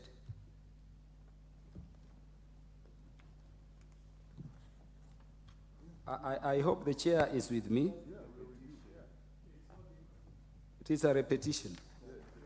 And then 2A2 have at least 10 years experience in pharmaceutical sector, 5 of which shall be at senior managerial level. Chair, the question is, what is being amended? Nothing. So you leave the bill as it is. I thank you, Chair. Chair, Honorable Kaluma, if I look at the bill and the amendment doesn't have to be in 2A. There are other sections under 8 that are being amended. Yeah? From B all the way to J. Chair. Chair, my issue is an issue of neatness. If you are not amending by deletion or substitution, you don't need to amend. Honorable Tiende. Yeah. I'd proposed amendments which I'll be moving, and I've actually shared with Dr. Pukose, and I think we're in agreement. But only on the issue that has been spoken to first. The difference I see in what's being amended, proposed for amendment, and what's there is the idea of approval of Parliament. In the bill as presented, there's the requirement of the Cabinet appointing with the approval of Parliament. The essence of the amendment is to remove that bit of approval of Parliament. Secondly, Chair, when I identify the clauses that are allowed for the Cabinet Secretary to appoint without, it's E, F, G, H, and I. As I see it, those are clauses where other bodies will have nominated the person. So that even if we don't approve by Parliament, the responsibilities for those other bodies. It would actually be wrong for, say, the Pharmaceutical Society of Kenya to nominate their person, then it's brought here, then we reject, So for me, that's why I have no problem with amendments as proposed. But with your permission, Madam Chair, could I move the amendments that I had proposed, and it's only in one clause? Not yet, Honorable Tiende Molo. Thank you. In fact, yourself and Honorable Luoch will do, but let us prosecute this amendment first. Honorable Makali Mulu.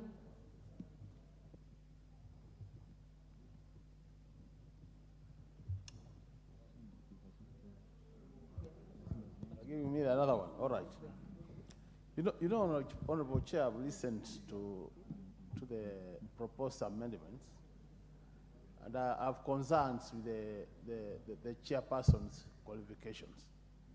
Honorable Chair, while I do agree that we need very specific qualifications for the CEO, I think for the chair of the board normally is for policy and strategic direction. On a serious note, we have so many parastatals in this country. I don't think we've gone to that extent of dividing the qualifications for the chair. Why do we want to treat this special board as a special board? I think for the chair, let's leave it open. Someone who can really chair a board and provide policy and strategic direction for this important authority. And it will be done. I really would want to plead with the chairperson to drop this requirement where you have a CEO who is a pharmacist, and you want a chairperson who is also a pharmacist. We are going to have a conflict of interest and more so. A lot of, and it's an executive chair, really. Thank you, chairperson.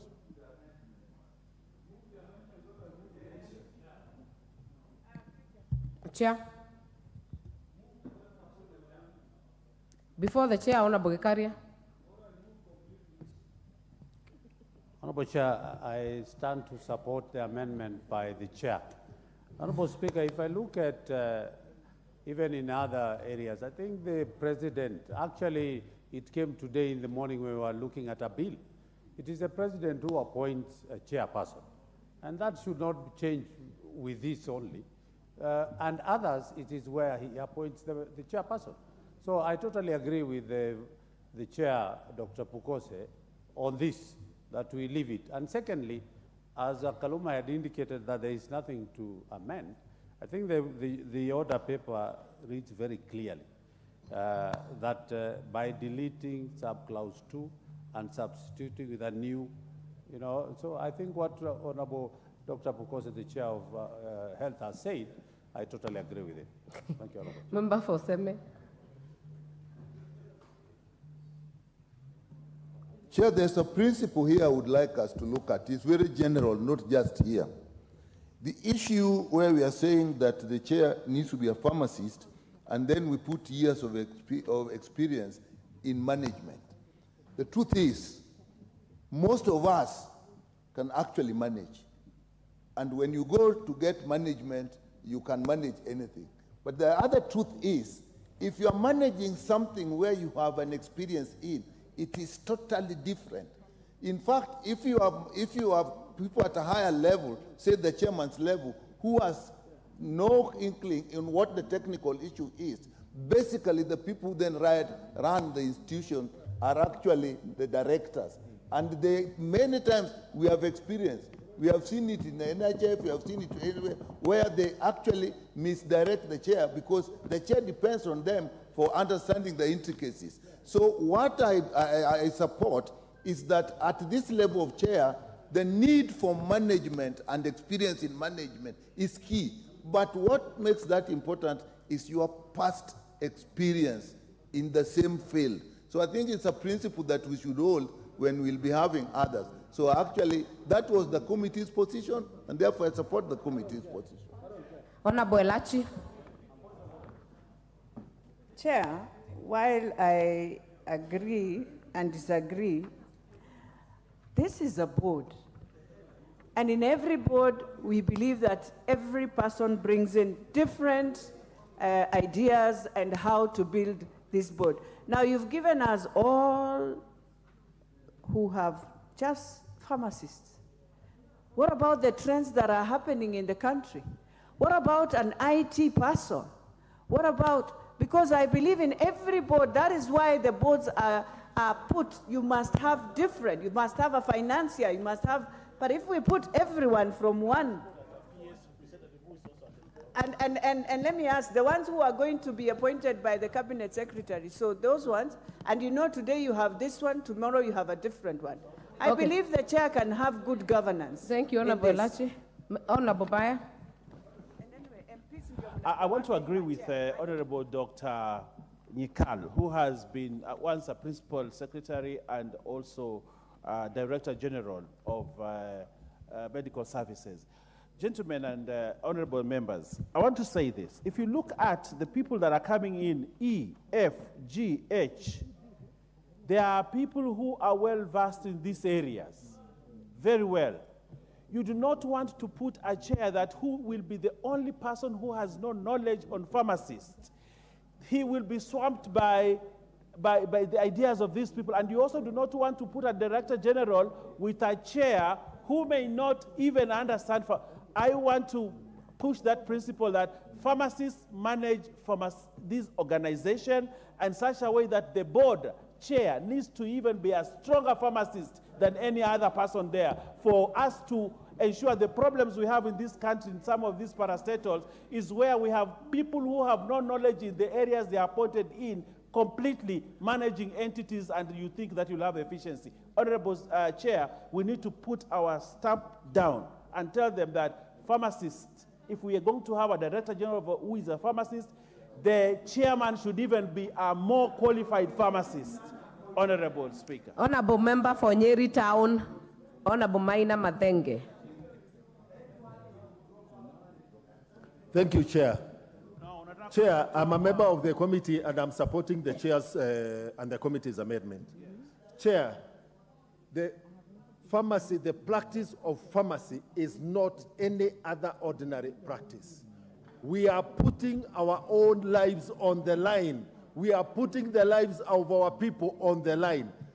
Chair, the presence of a knowledgeable person in this area, in terms of the decisions of the board, is key and is paramount, and the knowledge and the experience should match the knowledge of all the other technical people in that area. In Honorable CNN, stop shouting at the chair. Superior. Have your card ready, I will see you.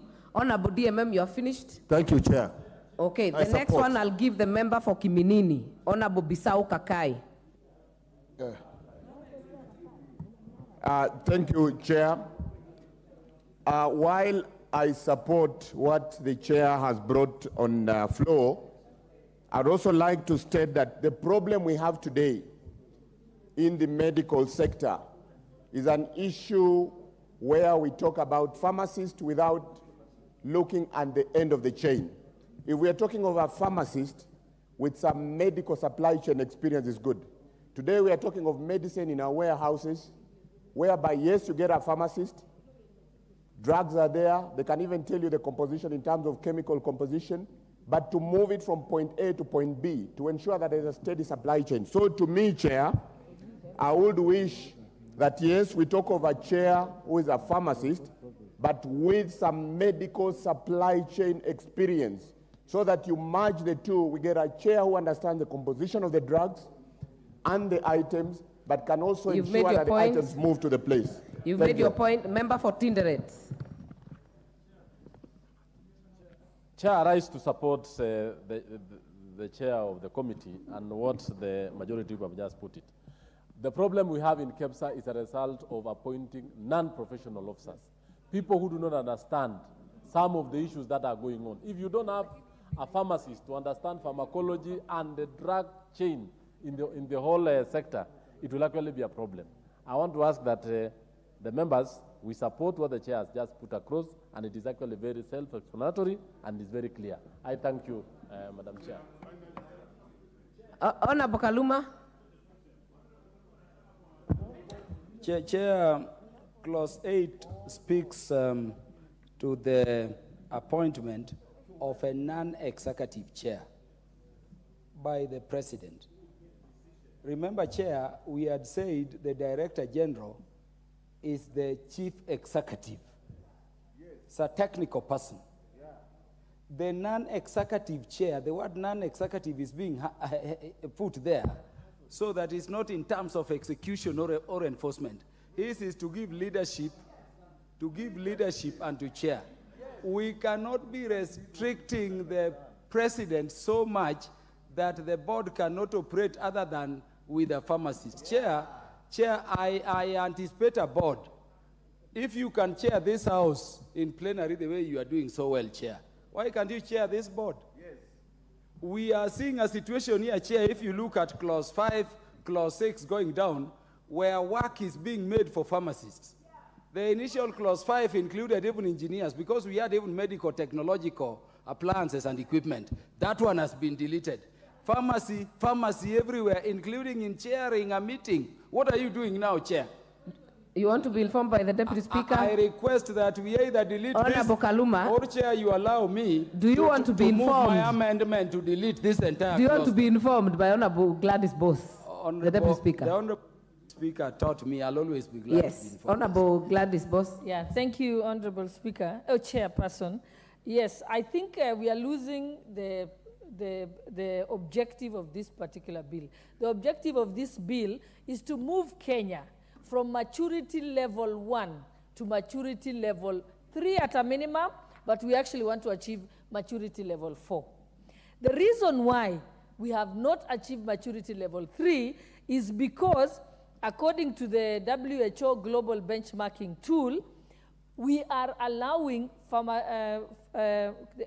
pharmacy technologists to hold certain positions and to be involved in the regulation.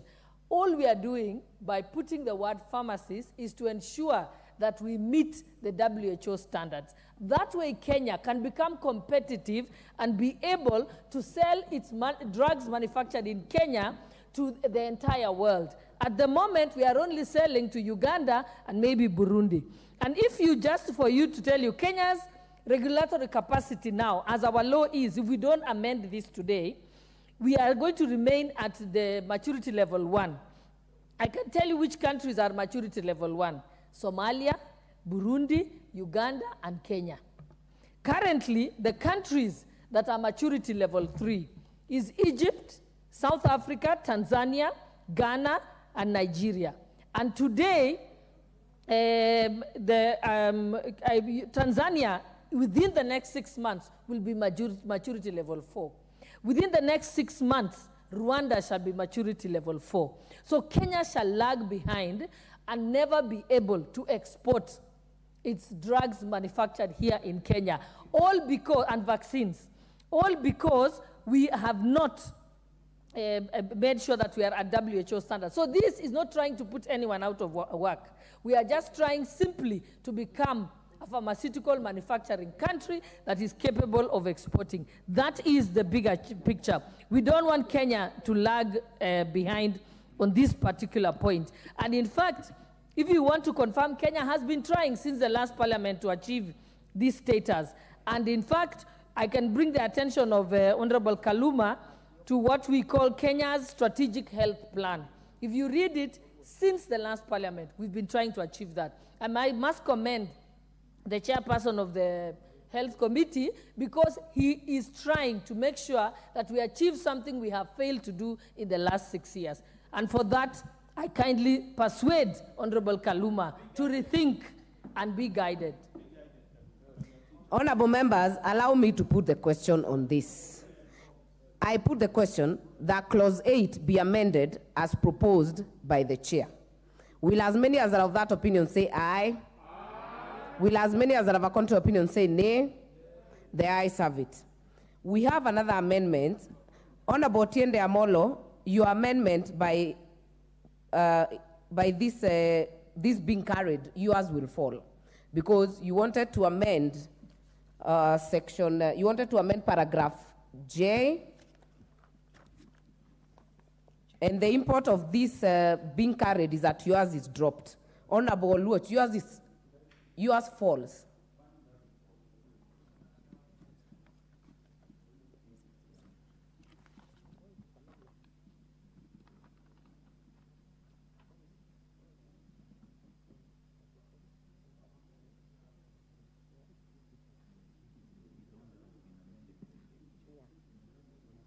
Honorable Tiende, I have your amendment here, and you say the amendment is on clause 2, which has already been amended by 8.2 by that amendment by the chair being carried.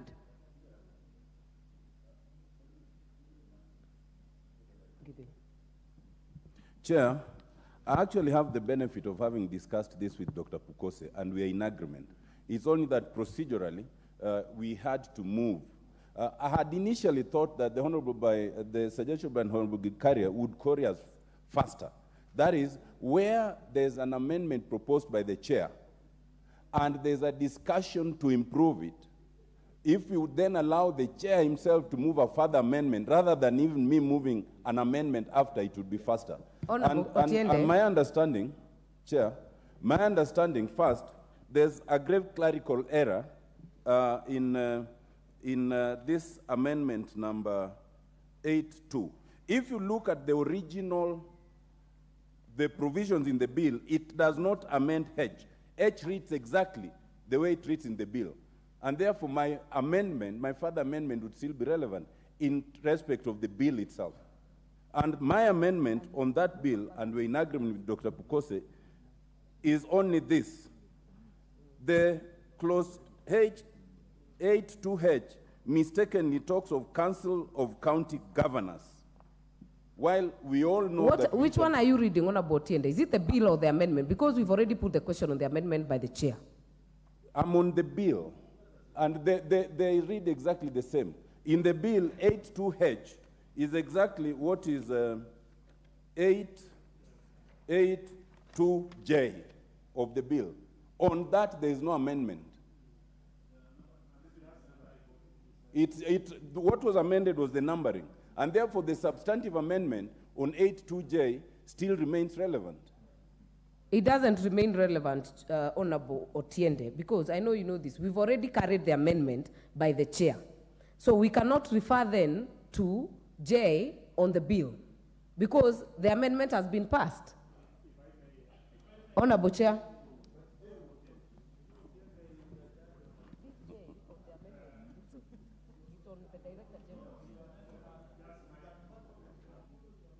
Chair. Honorable Tiende's amendment is that there is no Council of County Governors. It's supposed to be the Council of Governors. So, to represent the interests of counties. Okay? So I think it is just a typo error which can be corrected through a further amendment, because we cannot say a Council of County Governors. It's a council. But Honorable Pukose, Yes. To guide the House. So because we need your guidance, we Madam cannot Speaker. now be talking about clause 8 on the order paper. 8.2 Okay. on the order paper. We already substituted by carrying your amendment. Okay. So you cannot refer to J. In fact, the J on your amendment is on the Director General of the No, authority. I'm on H. H. But the amendment for Honorable Tiende is on J. No, it is on H. It is on H. It is what is now H on my amendment. He wants to do a further amendment to H. But you cannot do a further amendment then if you have cut. You know, I heard Honorable Tiende that you had already spoken to the chair. I thought maybe chair would have moved it at that point. By now, it is actually overtaken by events. Honorable Owen Bayer. If Honorable Otiende's amendment comes in, we are actually amending what we've already passed. And that's the import of carrying the amendments by the chair. This should have been done much earlier so that it is incorporated in the amendment. But as it is now, overtaken by events. It is overtaken by events. Honorable Tiende. It is overtaken by events.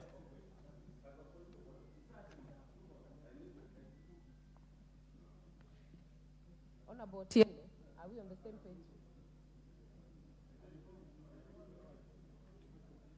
Give him the microphone.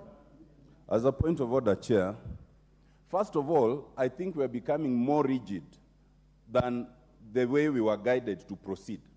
Because that rigidity will lead us to spoil this mood. Madam Chair, I have my written amendments, and the Speaker allowed me to move on them. When the Chair spoke, you guided that I wait for the Chair to finish, then we finish with it, then I will move my amendments. Now you are telling me I cannot even move the amendments. Honorable Tiende. That leads to that rigidity that does not help us. Honorable Tiende, I think I will be the last person to be accused of rigidity. All we have been doing this afternoon is actually accommodating members this afternoon, the whole time.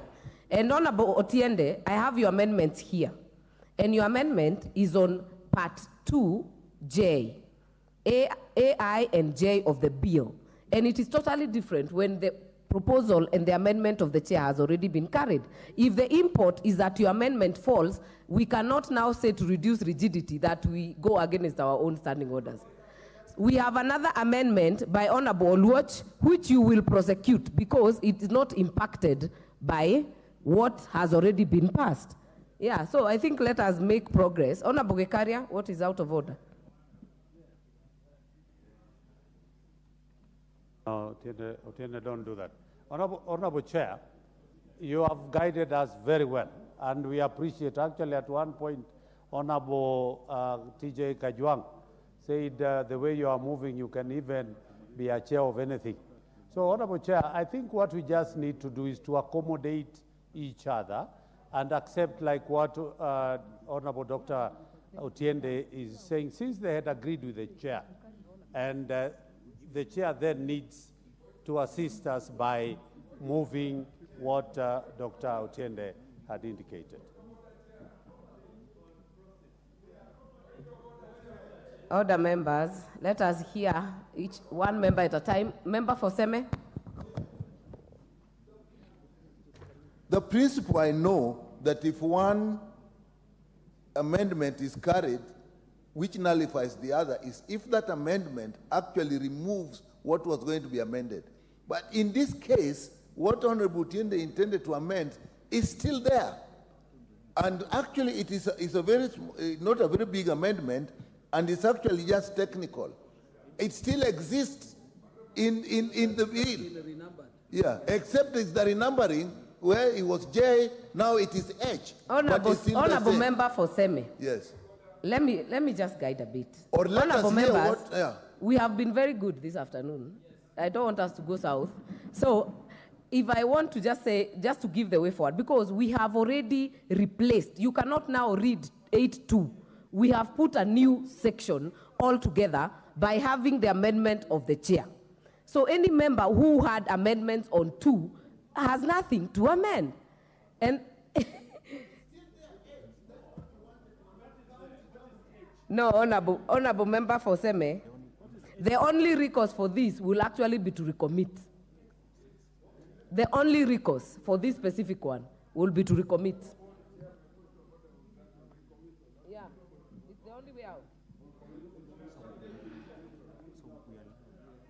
I will allow Honorable Oluoch to move. But before Honorable Oluoch, what is it, Honorable Omboko? Thank you. And Honorable Chair, I want Otiende to listen to me and this court. Indeed, the amendments of Otiende Molo, as you remember, had been spoken on by the substantive speaker. But indeed, you are further explaining well that the fact that the chair went early makes his amendments not to fall. But the way, the direction you are taking for me is good, because we need to retain the good understanding which we knew that this particular bill will have, and therefore consensus will be important. So if that amendment, and we have already seen it, is a small one that is actually more of just technical error and grammar, then let's carry it to recommittal so that we don't lose the spirit that otherwise we were moving with. And that's my comments, Honorable Chair. That amendment can be carried. Yeah. Honorable Kaluma, I want to bring this to a close. Chair, I'm relying on your great wisdom this afternoon. And Chair, this afternoon you've given members a lot of latitude. And this is how legislation is best done. Chair, I hear Honorable Otiende Molo to be saying that the clause he desired to amend does still exist in its substance, word for word. And if it is so, I hear him to be saying the only thing which has happened is that it has been renumbered following the amendment by the committee. Instead of recommitting, Chair, may I crave your indulgence that because that amendment will actually improve the bill when it will be enacted into law, we allow Honorable Otiende to move his amendment, but in amended form. What will happen, Honorable Kaluma, is that the recourse, Honorable Otiende, will be a recommittal, which is also an option in this house. I mean, it's not out of reach. But we cannot remedy it as it is right now. So we will then do a recommittal at the end.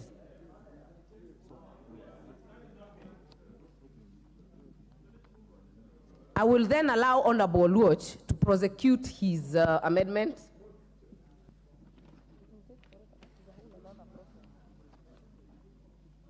Honorable Chair, I want to move an amendment to clause 8, particularly subclause 7, as published on the order paper.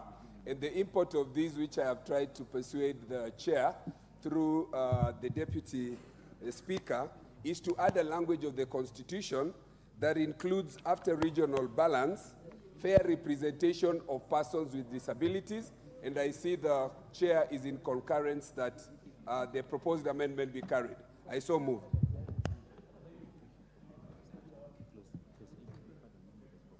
I therefore propose the question that clause 8 be further amended as proposed by Honorable Oluoch. I put the question. I therefore put the question that clause 8 be amended as proposed by Honorable Oluoch. Will as many as are of that opinion say aye? Will as many as are of a contrary opinion say nay? The ayes have it.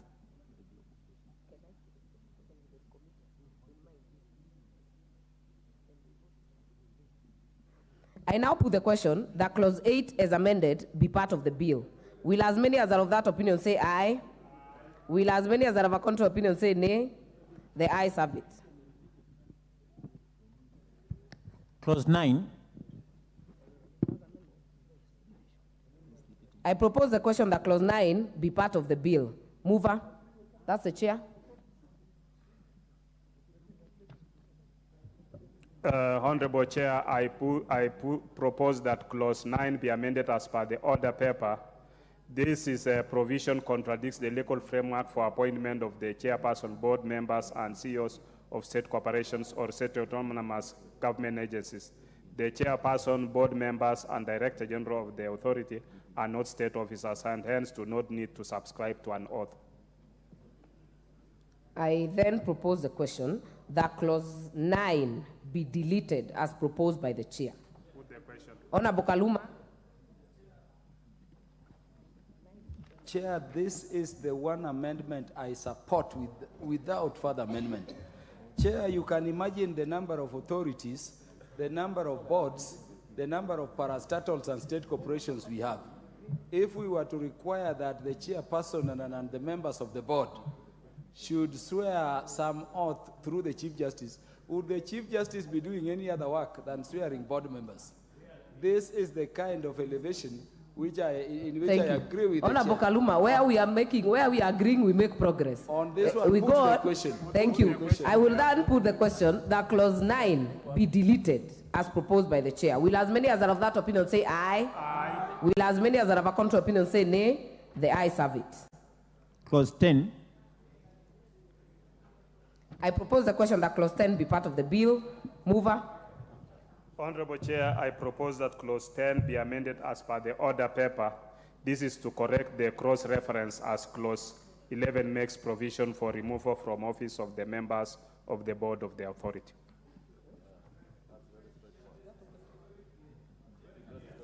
I therefore propose the question that clause 10 be amended as proposed by the chair. Put the question. I put the question then that clause 10 be amended as proposed by the chair. Will as many as are of that opinion say aye? Aye. Will as many as are of a contrary opinion say nay? The ayes have it. I now put the question that clause 10 as amended be part of the bill. Will as many as are of that opinion say aye? Will as many as are of a contrary opinion say nay? The ayes have it. Clause 11. This has no amendment. I propose the question that clause 11 be part of the bill. I now put the question that clause 11 be part of the bill. Will as many as are of that opinion say aye? Will as many as are of a contrary opinion say nay? The ayes have it. Clause 12. I propose the question that clause 12 be part of the bill. Mover.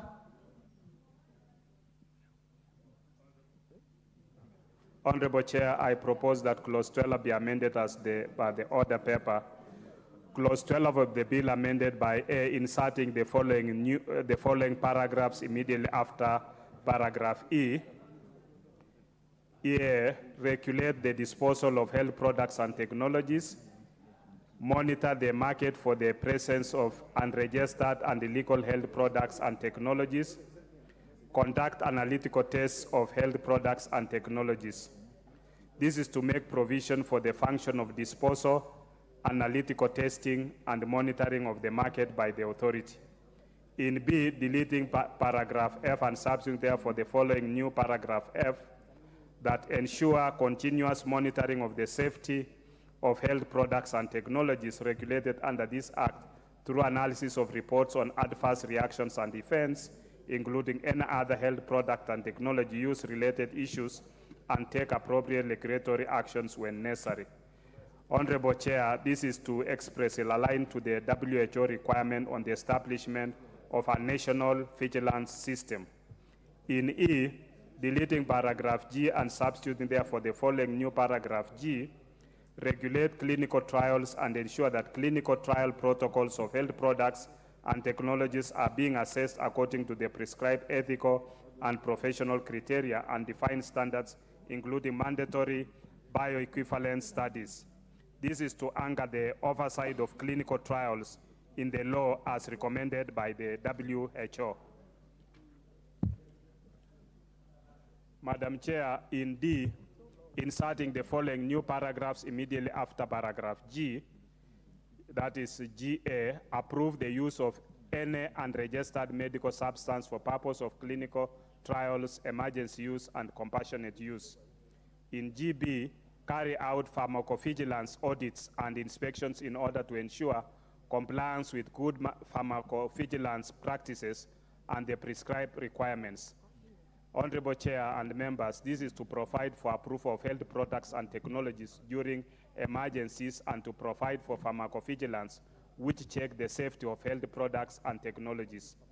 In E, deleting N and substitute therefore the following new paragraph N, appoint inspectors and order inspection of manufacturing premises, medical devices and establishments, importing and exporting agents, wholesalers, distributors, pharmacies, including those in health facilities and clinics, retail outlets, and any other premises and vessels subject to regulation under this Act. This is to specify the premises subject to inspection by the authority. In F, inserting the following new paragraph after paragraph O, this is to conduct national regulatory authority to lot release, official authority patch release of specified biologicals to ensure the quality, safety, and efficacy of biological products through a regulatory release system in compliance with established approaches, policies, guidelines, procedures, and in line with World Health Organization and internationally recognized guidelines. Carry out and promote research related to medicines and health products. This is to enable the conduct of research by the authority and the conduct of lot releases, which are a key component in the regulation of production of vaccines. G, inserting the following paragraphs after paragraph Q. That will be QA, which ensure that all health products and technologies manufactured in, imported into, or exported from the country, including through parallel importation, conform to prescribed standards of quality, safety, and efficacy. QP, enforce the prescribed standards of quality, safety, and efficacy of health products and technologies manufactured, imported into, or exported out of the country. QC, grant or revoke licenses and permits for the manufacture, importation, exportation, distribution, and sale of health products and technologies. QD, maintain a register of all authorized health products and technologies manually or electronically. QE, regulate licit use of narcotic, psychotropic substances, and precursor chemical substances in accordance with Single Convention on Narcotic Drug 1961, the Convention on Psychotropic Substances 1971, or the United Nations Convention Against Illicit Traffic of Precursor Chemical Substances 1988. QF, inspect and license all manufacturing premises, importing and exporting agents, wholesalers, distributors, pharmacies, including those in hospitals and clinics, and other retail outlets. Honorable members and chair, this is to include critical functions of the authority based on best practices in regulation of import and export of health products and technologies that will enable the country attain WHO maturity level 3. Thank you, Chair. I therefore propose the question that clause 12 be amended as proposed by the chair. Honorable Mayaka.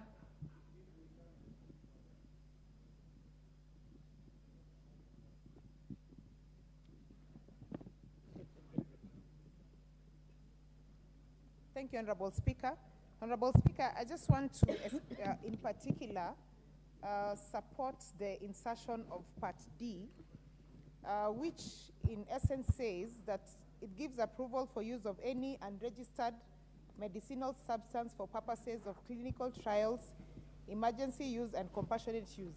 Honorable Speaker, the reason why I'm supporting this particular clause is because it will now allow for substances like cannabis for medicinal purpose, famously known as bangi, to be able to be used by cancer patients. And Honorable Speaker, the reason why I'm very passionate and advocating for this is because, Honorable Speaker, I had an auntie who was a cancer patient. And one of the things that really kept her going was because she was able to use some bangi substance. And so by inserting this clause, it actually allows our hospitals, the home care providers to be able to use unregistered medicinal substance that is able to assist these people to continue to be able to maintain and have. You can't oppose. I think you've made your point, but we are on the amendment by the chair. That's the amendment by the chair. I'm just giving more meat into why the but do not debate. Should be carried. Honorable Mayaka, do not debate. The bill has already gone through second reading. Do not debate. Honorable Kangogo.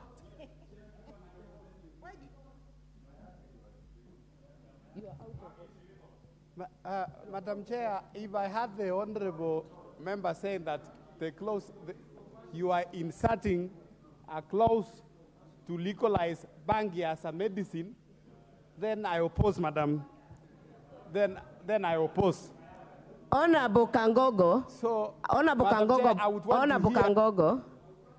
Honorable Kangogo, the amendment by the chair has not touched on such an amendment, but Honorable Irene Mayaka has the freedom to contribute to the same using her own words. But I want to confirm that cannabis or bangi is still illegal in the country. Honorable Owen Baya. Honorable Speaker, I think that statement by Honorable Mayaka should be expunged from record. You know, it's self-incriminating. She's saying she did an illegal thing, and she wants this house to actually be used as a springboard for such.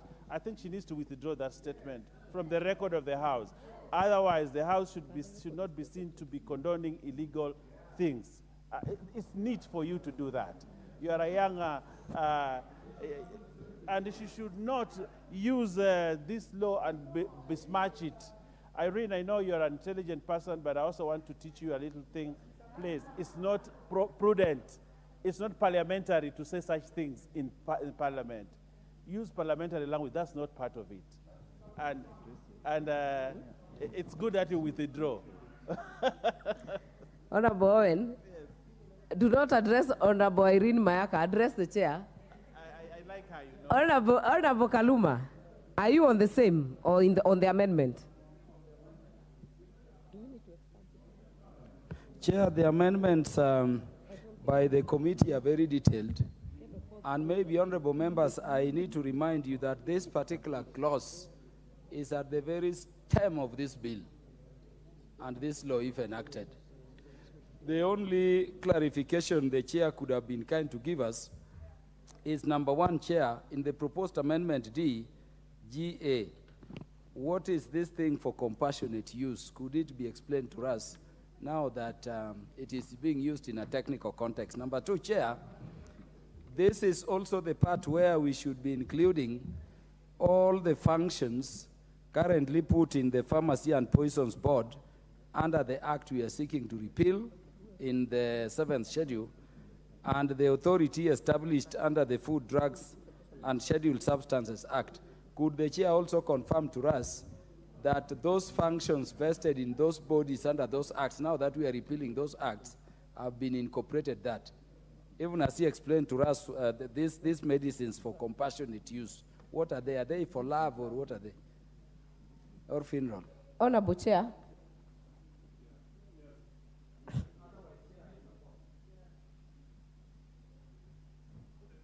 Honorable Chair, any reaction to the members?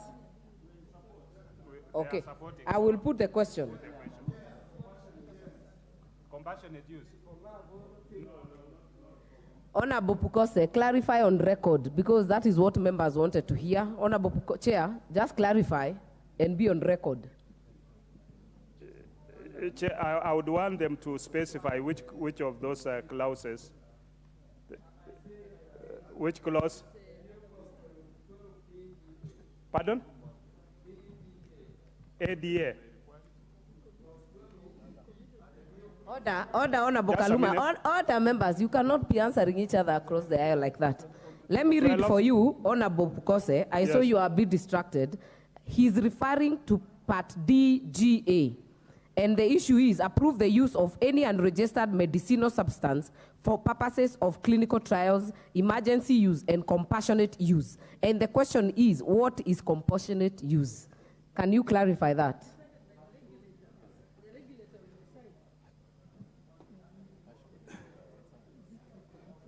You know, Madam Chair, when we talk about empathy, sympathy, compassion, your patients who are suffering, who are terminally ill with cancer, yeah, more often you are giving them medicines to relieve their pain. It is for compassionate use. you know, I'm explaining to you, and you're asking me, Nyikal is just seated next to you in your back. You would have consulted him silently, and he would have given you. But now you want the rest of the House to hear, and the nation. And, and therefore, I'm giving you, yeah, that when patients are terminally ill, they have cancer, and they have reached a stage where you're only managing the pain. Yeah? You're only managing the pain, knowing that the drugs you are giving are not going to cure that patient. So, pardon? No. Honorable We are talking Kaluma. of palliative care. Honorable Kaluma, you know that Okay. is illegal in the country. Yes. So Definitely. I wouldn't want to go into that direction, Honorable Kaluma. Yes. Honorable Nyikal, I note you have an amendment. You have an amendment which will come after this. Yes. Yeah. Hold on. Put the question. Okay, honorable members, I will put the question that clause 12 be amended as proposed by the chair. Will as many as are of that opinion say aye? Aye. Will as many as are of a contrary opinion say nay? The ayes have it. I will allow Honorable Nyikal to prosecute your amendment before we put the global question on this, on this clause. Chair, mine is to amend as in the order paper, and that is under T, to amend clause 12 as in the order paper, and that is at T, 12T, responsible for its human resource and management and development. Chair, I thought this we don't need here, and I'm proposing deletion because here we are really dealing with technical issues, and I think the issue, if we bring this one here, we'll confuse issues with the management of personnel, which will come in a different act or will remain in the Pharmacy and Poisons Board for the time being. That's why I'm proposing we delete T. Did chair follow? T. So your proposal, your proposed amendment is to delete paragraph T. T. Yes. Yes. I will propose the question that clause 12 be amended, be further amended as proposed by Honorable Nyikal. Yes. To delete T, I've explained. Yeah, because T is dealing with human resource. Chair. Honorable Chair. I agree with the amendment by Honorable Nyikal. It's a good amendment. Therefore, honorable members, I put the question that clause 12 be further amended as proposed by Honorable Nyikal. Will as many as are of that opinion say aye? Aye. Will as many as are of a contrary opinion say nay? The ayes have it. I now put the question that clause 12 as amended be part of the bill. Will as many as are of that opinion say aye? Aye. Will as many as are of a contrary opinion say nay? The ayes have it. Clause 13. I propose the question that clause 13 be part of the bill. Mover. Chair, you have an amendment on clause 13. Move it. Honorable Chair, I propose that clause 13 be amended as per the order paper. This is basically to comply with WHO requirements for regulatory functions in the global benchmarking tool, especially on control over imports and exports. In deleting paragraph A and substituting therefore the following new paragraph A, collaborate with such other bodies or organizations within or outside Kenya as it may consider desirable or appropriate for the furtherance of the purpose of this act, and in B, inserting the following new paragraphs immediately after paragraph A, adopt and implement any such internationally recognized good regulatory practices. B, determine and implement effective and efficient reliance mechanisms. C, issue, suspend, withdraw, or revoke any license or compliance certificate granted under this act. D, levy collect and utilize fees for services rendered. AE, grant or withdraw licenses and permits to manufacturers, wholesalers, retailers, importers, exporters, and distributors. AF, develop guidelines on the manufacture, import, and export, distribution, sale, and use of medical products. All right, members, I propose the question that clause 13 be amended as proposed by the chair. Honorable Kaluma. Yeah, Chair, the amendment at 13A is appreciated because the 13A in the bill was too restrictive. You know, it is replacing enter into association with collaborate, because going into association is different and may be too difficult. So that is an amendment, Chair, that I support, as I indeed do the other amendments. But Chair, I'm worried about some additional amendments which ought to be in 13, which I wanted to submit for the House for consideration, and then maybe the mover. Chair, when we say at 13C, which is still being retained, that receive any grants, gifts, donations, or endowments, and make legitimate disbursements from. Chair, you know some restrictions under Chapter 6 about what gifts can be received and to what amount, and there is a law on it. Chair, when you say opening bank accounts for the funds of the authority, is this necessary? And more so in an act of parliament, maybe in a schedule or in some regulations, really. But this is administrative.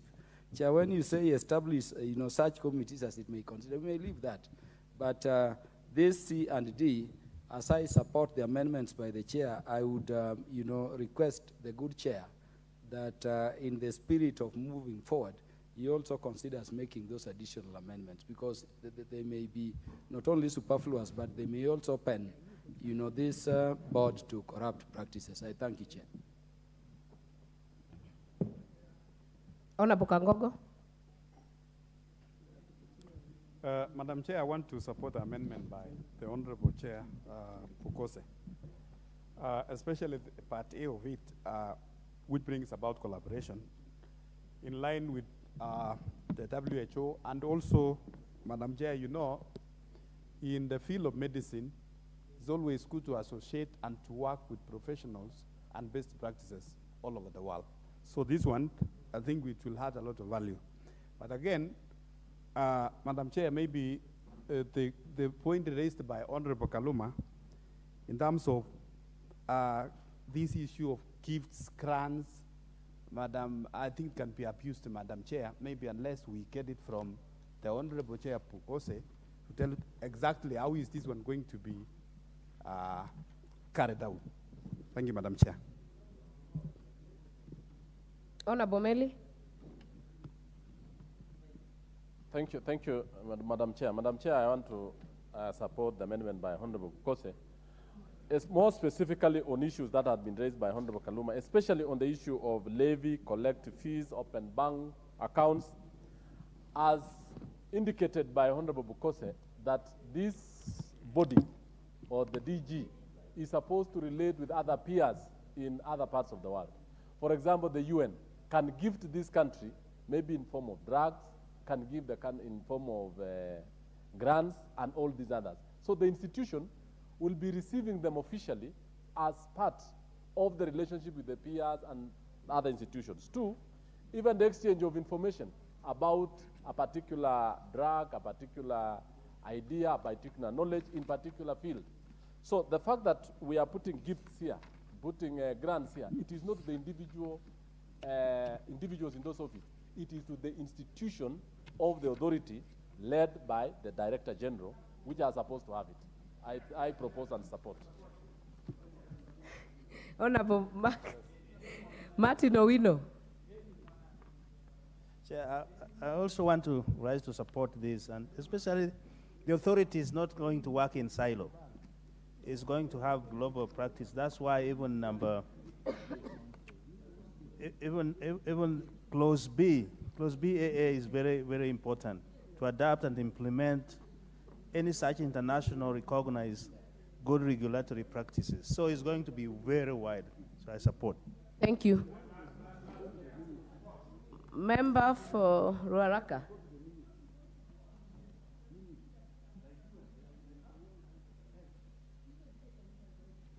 Chair, I also want to support the chair. You know, Honorable Kaluma, with a lot of respect, has been stung, and once stung, twice shy.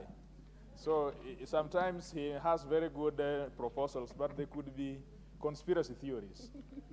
You see, you see, the law proceeds on the premise of good faith, that these things will be legal, that these things will be from official purposes. In any case, these corporations or these agencies we are creating are amenable to our PIC. And so we will ask them back in this house, if they received, for example, money from LGBTQ, which is disturbing Honorable Kaluma, we will ask them. We will ask them, so why did you accept money from LGBTQ? Yeah. So Thank you. We must proceed from the promise that these things are honest. And I also agree with you on the bias of Honorable Kaluma because of some stinging. But for this one, allow me to put the question. Honorable members, that clause, I put the question, that clause 13 be amended as proposed by the chair. Will as many as are of that opinion say aye? Aye. Will as many as are of a contrary opinion say nay? The ayes have it.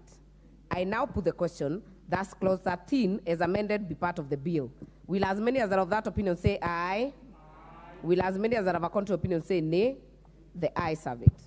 Clauses 14, 15, 16, 17, 18, 19, and 20. These ones have no amendments. I therefore propose the question that clauses 14, 15, 16, 17, 18, 19, and 20 be part of the bill. I now put the question that clauses 14, 15, 16, 17, 18, 19, and 20 be part of the bill. Will as many as are of that opinion say aye? Will as many as are of a contrary opinion say nay? The ayes have it. No. Clause 21.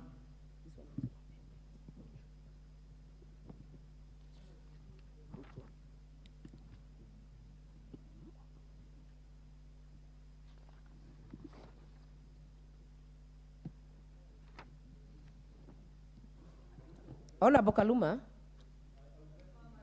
no, stop, not withdraw, because your amendments, just for your information, were not actually assented to by the Speaker. But we have been very magnanimous in inclusion as we go ahead. So I would propose that you don't address yourself to that matter because it's already passed. It's actually, yeah, we'll go to clause 21 from here. Clause 21. I propose the question that clause 21 be part of the bill. Mover. Honorable Chair, I propose that clause 21 be amended as per the order paper. This in A, by deleting the subclause 1 and substituting therefore the following new subclause 1, that the board may establish such scientific advisory committees of the authority as may be necessary for the effective performance of the functions of the authority. In B, subclause 3, by deleting the words cabinet secretary and substituting therefore the words board of the authority. In C, in subclause 4, by deleting the words cabinet secretary and therefore substituting the words board of the authority. In D, by deleting the subclause 9 and substituting therefore the following new subclause 9,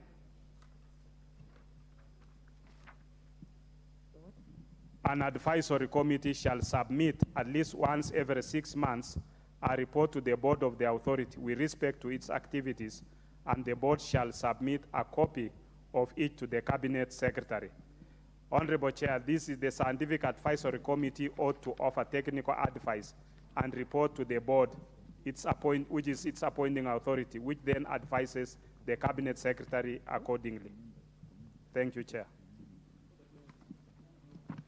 I propose the question, allow me to propose the question. I propose the question that clause 21 be amended as proposed by the chair.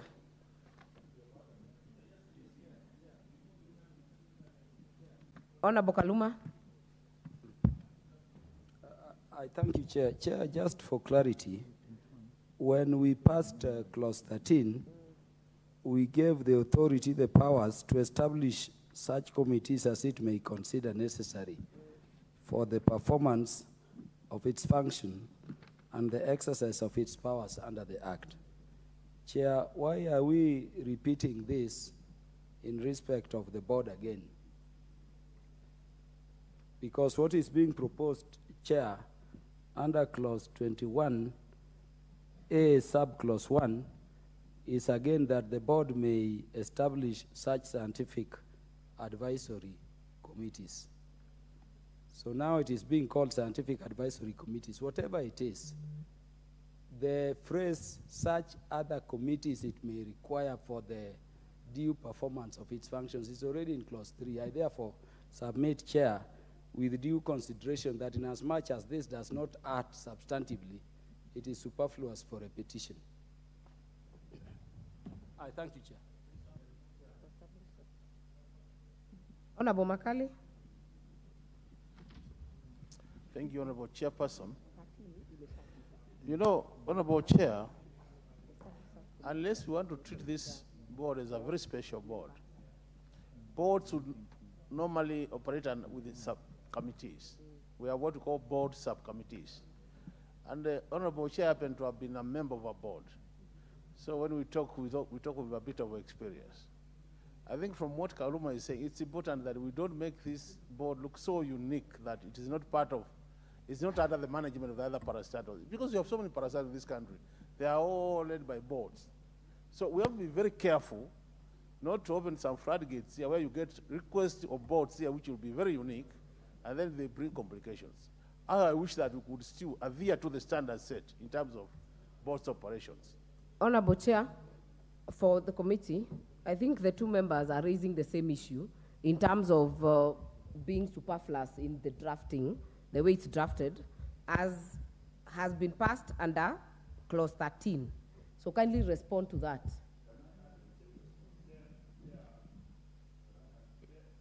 Wait, Honorable Chair. Wait, Honorable Chair. Let us hear Dr. Otiende first. Thank you, Chair. Chair, as the committee chair considers that, if you look at the bill as originally drafted, it appears clause 21 was tailored for where the cabinet secretary is the one in charge of this process. But now we are changing it to the board. And the effect of doing that is to do what exactly my colleagues are saying. You're actually creating advisory committees that are parallel in the same organization. Secondly, as even the amendment allows the board the discretion, it says the board may. But then after allowing the board discretion, when it comes to D, the new advisory committee, then you now say they will submit a report every 6 months, and that report, the board shall submit that report to the cabinet secretary. So you are then not establishing an advisory committee of the board. You're actually advising an advisory, you're appointing an advisory committee of the cabinet secretary, because the board now does not have a discretion whether to submit or what to submit. That when it gets it shall, it doesn't even use the word it may. Therefore, I think there's a conceptual problem with this whole, reformulation of clause 21. Thank you very much. Thank you. Is that the last contribution, members? Meli, Honorable Meli, you will wind it up, Honorable Pukose. Yes, thank you, Chair. I think what the draft or the amendment by the Chair is actually insinuating is that this is a committee of the board. In effect, it is a committee that is reporting to the board, and the board, which is actually the drugs authority, shall report to the CS. In effect, this is actually a subcommittee of the board, which shall not actually be created by the cabinet secretary. The cabinet secretary cannot create a board for a parastatal. It is them creating their own subcommittee, and the subcommittee shall report to the board, who shall henceforth forward the findings to the cabinet secretary. So this is actually in order, Madam Chair. Yes. Honorable Pukose, kindly address and make reference to clause 13.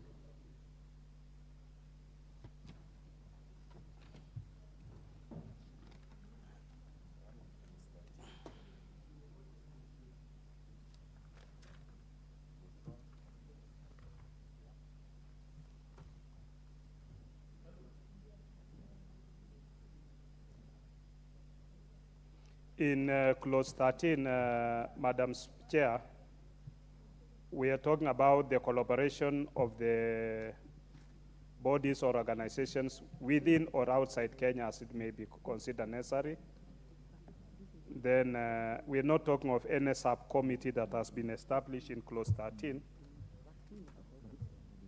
I'm not seeing any subcommittee that has been established in clause 13. 13F(E), establish such committees as it may consider necessary for the performance of its functions and the exercise of its powers. So it will establish other committees, but this is a specialized subcommittee, a scientific advisory committee that will inform on complex scientific matters. And this is a subcommittee of the authority, not of the cabinet secretary. So what we've just done is to clean up. Instead of the cabinet secretary establishing, I think it is supposed to be the board that is establishing that scientific advisory committee. So that the board now establishes that scientific advisory committee, which will be looking at complex matters within the authority. And it will be reporting those complex matters every 6 months. Yeah, it is mandatory for that scientific advisory committee to give those reports on complex matters. No more these other normal HR committees, which are like a budget committee, human resource committee. You are not subjected to anything. But when we come to the scientific committee, that scientific committee has some special roles that it will be looking into it. And once it has advised the board, then the board can now advise the cabinet secretary. Okay, Honorable Owen. Chair, I think there is a difference between the committees that are set in 13E. Establish such committees as it may consider necessary for the performance of its functions.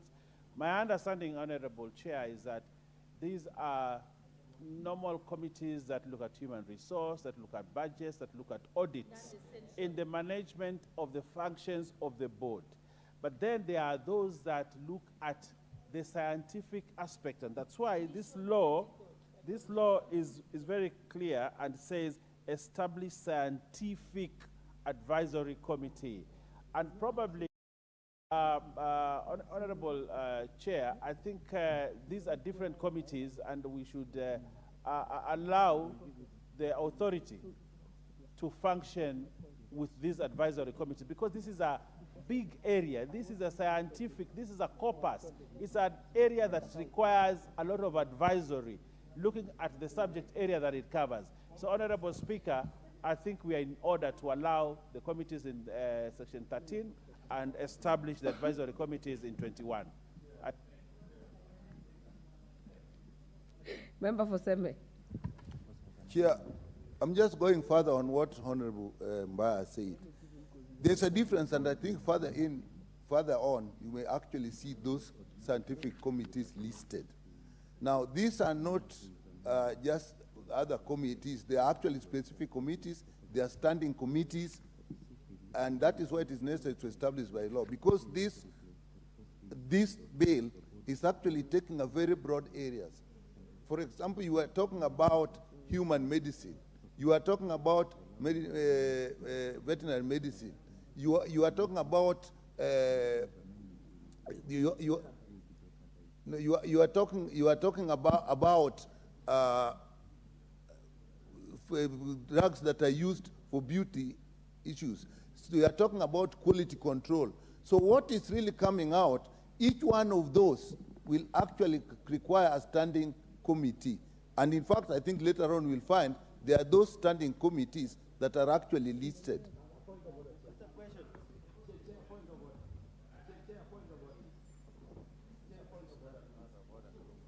Order, members. Let us hear Honorable Kaluma, then we'll hear Owen. Very lastly, Chair, if you look at clause 21 in an amended form, Honorable Chair of the committee is being distracted. It says the Cabinet Secretary may establish scientific advisory committees as may be necessary for the performance of the functions and powers of the Cabinet Secretary under the Act. The point I'm making, Chair. Yeah, but Honorable Kaluma, we have an amendment on the floor. Yes, that is what I'm going Please to. address the amendment. So I'm saying, Yes. Honorable Chair, that amendment derogates from the substance of this provision. The committee they are talking about is the committees we spoke about in clause 13, where the board and the authority can form any committee. Let me make mine in. The point here is that you cannot bring an amendment which derogates from the substratum of the clause or the provision. This is a technical scientific advisory committee for the CS, not the board. The one for the board is Honorable already under Kaluma, clause 13. Order, members, I hear you, but if you read 13, which, by the way, we have already passed, yeah, without amendments, is on the authority. The authority is not the same as the board. If you ask me, what 21 is addressing is the board of the authority. So the mandate under 13 does not affect the mandate under 21. Honorable Owen. At 21, if you go Kaluma, Honorable Kaluma, Honorable Chair, I would like to draw Honorable Kaluma's attention to 21.2. The scientific advisory committees shall be established under subsection 1 shall be in addition to those established in the fourth schedule of this act. Now, if you go to the fourth schedule, you see the kind of committees. Honorable Chair, I think Honorable Kaluma needs to listen. No. If we were making a... Honorable Owen, are you addressing the chair?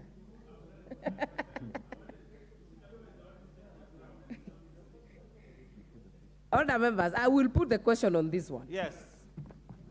I put the question that clause 21 be amended as proposed by the chair. Will as many as are of that opinion say aye? Will as many as are of a contrary opinion say nay? The ayes have it. Member for Seme. What is his amendment? Yeah, he has an amendment that was approved earlier. It's on the order paper. The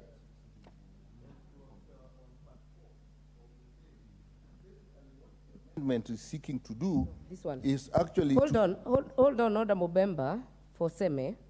I want to get the import of the amendment by the chair, because the chair has deleted and substituted subclause 4 that you intended to amend and subclause 9. So your amendment will suffer the same fate. Yes, it will fall. Give him the mic. Wait. These amendments have taken care of my amendments. Okay. So I don't have Thank to. you, so I Dr. dropped Nyikau. them. Thank you, Dr. Nyikau. So I will now put the global question that clause 21 as amended be part of the bill. Will as many as are of that opinion say aye? Will as many as are of a contrary opinion say nay? The ayes have it. Part 4. I propose the question that part 4 be part of the bill. Mover.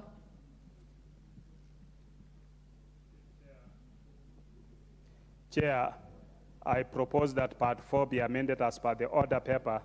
That part 4 of the bill be amended by deleting the title and substituting therefore the following new title. Part 3, health products and technologies. Chair, this is to ensure harmony with the title of the bill as proposed for amendment and to correct a minor error in numbering of the parts of the bill. We are correcting from part 4 to part 3. I propose the question that part 4 be amended as proposed by the chair.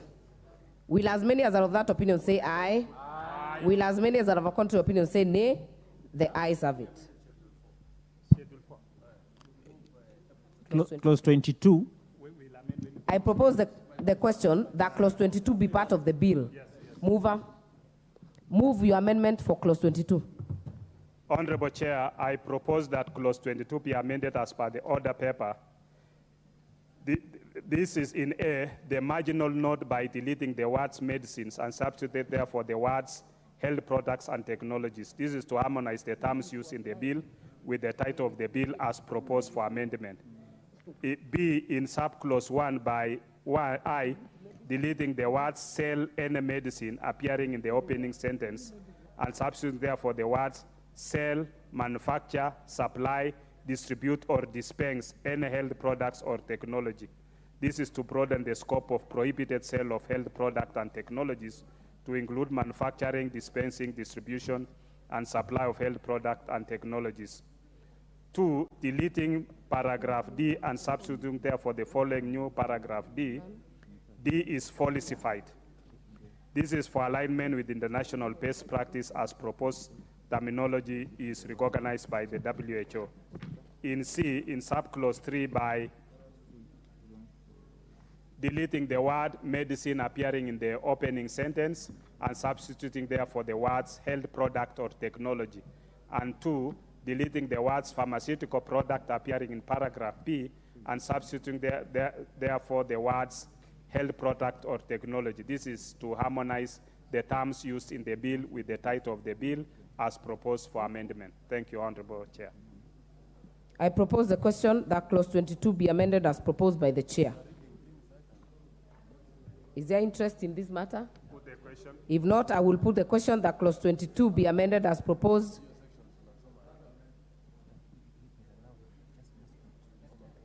Honorable Nikal, just hold on.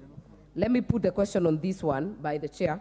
I put the question that clause 22 be amended as proposed by the chair. Will as many as are of that opinion say aye? Aye. Will as many as are of a contrary opinion say nay? The ayes have it. Honorable Nikal, I'll give you the chance to move your amendment on this.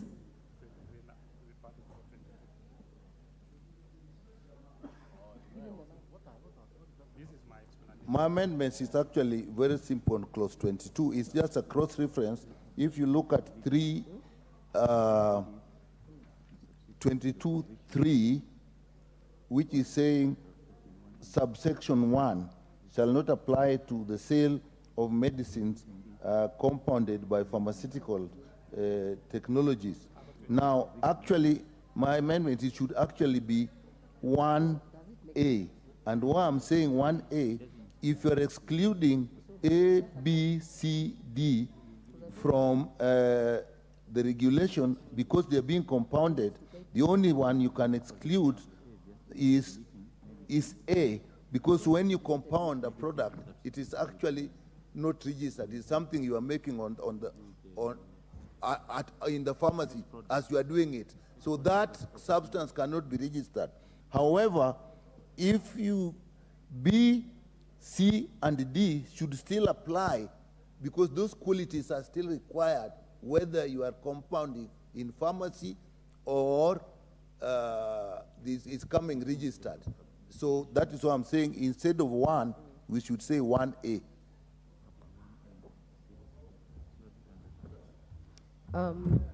Honorable Otiende.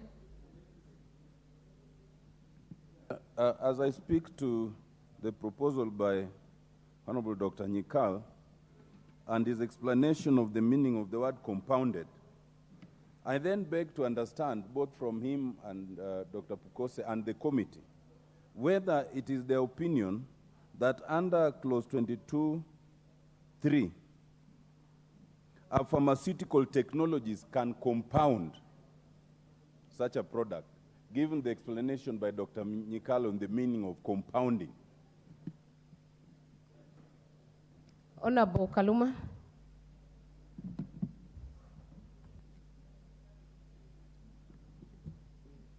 Your Chair, I support the amendment by the Honorable Dr. Nyikal, save to add, Chair, that I'm concerned at provisions we have like in clause 22A, where we are prohibiting the sale of any medicine that is not registered by the authority. Chair, you know, such are the provisions which have been applied to kill all our traditional medicine around. And let me tell you, Chair, something for which our women are being operated and are being chopped off like fibroids. If you met Dr. Margaret, my own mother, just one glass of potion and she'll send you for MRI. And yet when you take them for approval, the people in charge of the approval, including World Health Organization, just tail these things from our people. Honorable Kaluma, address the amendment. We must allow compassionate the way we had used. Address the amendment on the floor. I'm only saying that the amendment is good, but we should be alert so that we don't kill our traditional medicine under the guise of, you know, policing World Health Organization and these other bodies. I can tell you, Honorable Chair, my own wife delivers in the maternity ward not more than 5 minutes. But these drugs cannot be applied because they are not registered. And when you apply for their registration, they steal them. Honorable Chair, let us avoid such provisions in as much as we accept this amendment. I thank you, Chair. All right, Honorable Chair. You know, Kaluma, Honorable Kaluma, I think he would want to practice alternative medicine. There was a bill in the 11th Parliament on traditional medicine that went to the Senate and it did not come back from there, it died there. So I hope that Honorable Kaluma can take up that bill and reintroduce it in the House. In the Health Act, it actually provides for traditional medicine, but we need to now actualize it. I think it should not be a problem. The Honorable Nyikal's amendment. I support Honorable Nyikal's amendment. They are good amendments. Yeah. Pardon? Okay, honorable members, one at a time. Honorable Chair, are you done? Okay. Honorable Nyikal. Chair, I know where Honorable Tiende is coming from, and it's actually a very important point. It's taken care of in other places. But when we are talking of compounding, in my view, and I think in the view of the committee, the act of compounding, I think pharmaceutical technologies can also compound. So on that one, I don't think we need to make that distinction. Mine was just that we must still adhere to all the strict issues except A. Chair, let me, on a point of order. We are getting to a close on this, Honorable TJ. 1 minute.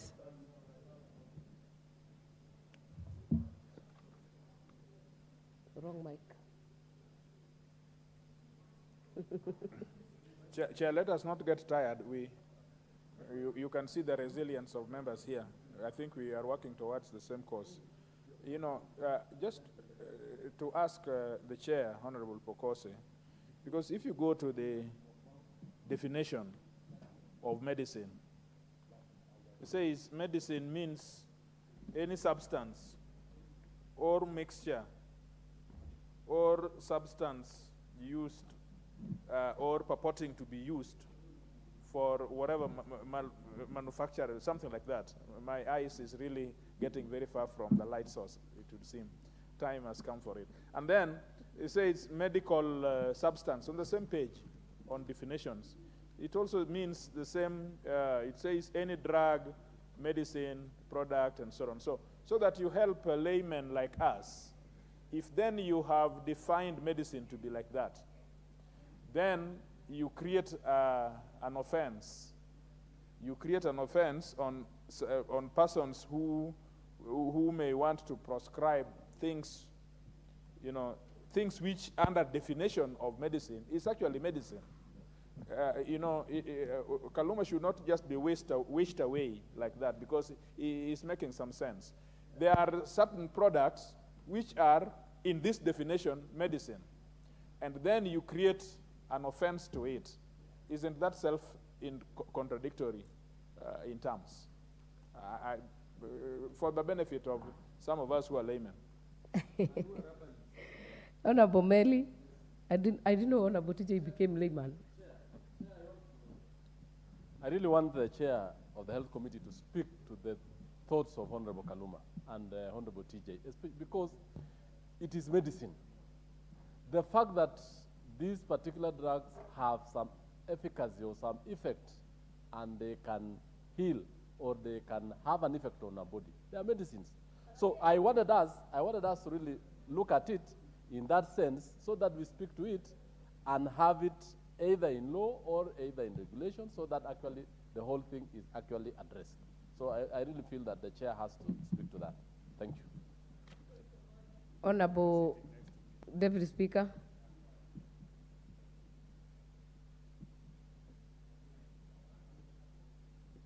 Thank you, Honorable Chairperson. I think we are not doubting the existence or the use and the usefulness of herbal medicines, but here we are talking about approved medicines.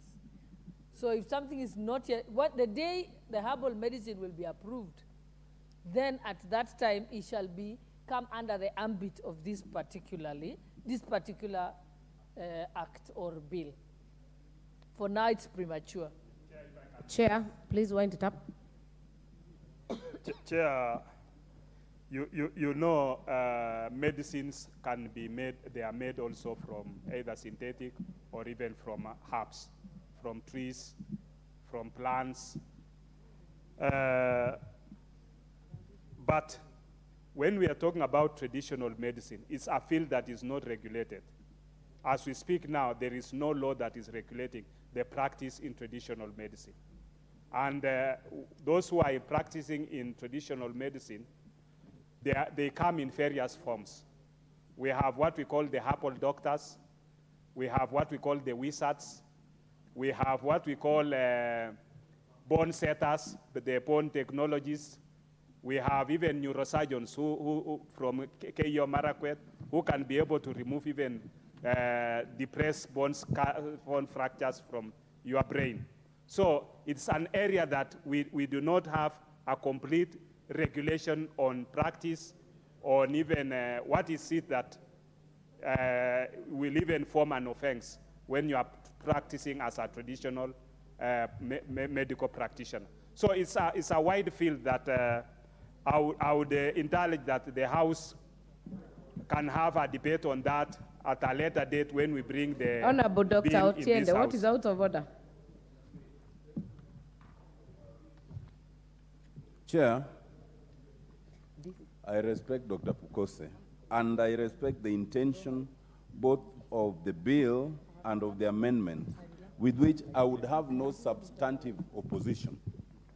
However, while it's true, Chair, that there is yet to be a clear regulatory framework for traditional medicine, it is also true that when you create an offense that does not exclude that area, then they are covered in that offense.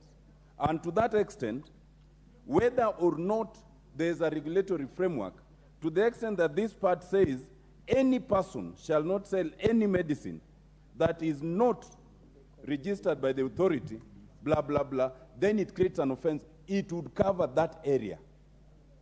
And we have to be careful that if we want to exclude that area, then we need to find a way of excluding it. If we don't, that all those traditional medicines, all those herbs that our aunties and nyanyas and all those people will apply will fall under here, with the consequence of being an offense for which they would be fined 1 million shillings. So we have to be careful. That is my point of order.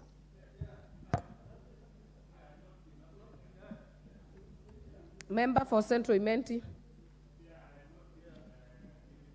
Hold on, Chair. Hold Madam on. Chair, as much as I respect this bill, with due respect to Dr. Pokose, if you look at this bill, is going to make all other medicine a criminal offense unless, especially traditional medicine, unless we do something about what can be made to be a little bit parallel to the documents we have before you.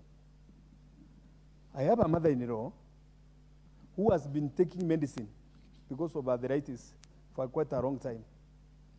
And when she left it and started taking traditional medicine, is when she has started working again. Now, are we saying that if she goes now to get medicine from where she has been getting it, that person will be charged with a criminal offense because that one is not authorized? Are we going to let our people die because of the form of medicine, of which this bill is specifically trying to show that there is what we call falsified medicine, what is surrounded by this bill, and I wonder why it did not specify that there are traditional medicines which ought to be at least considered, even though not in this bill, and leave a room for it now to be accommodated there on later. But as it is now, we are going to criminalize everything, which is not within this bill. We are going to open a Pandora box, Chair. You have made your point. Of which? You have made your point. Honorable Makali.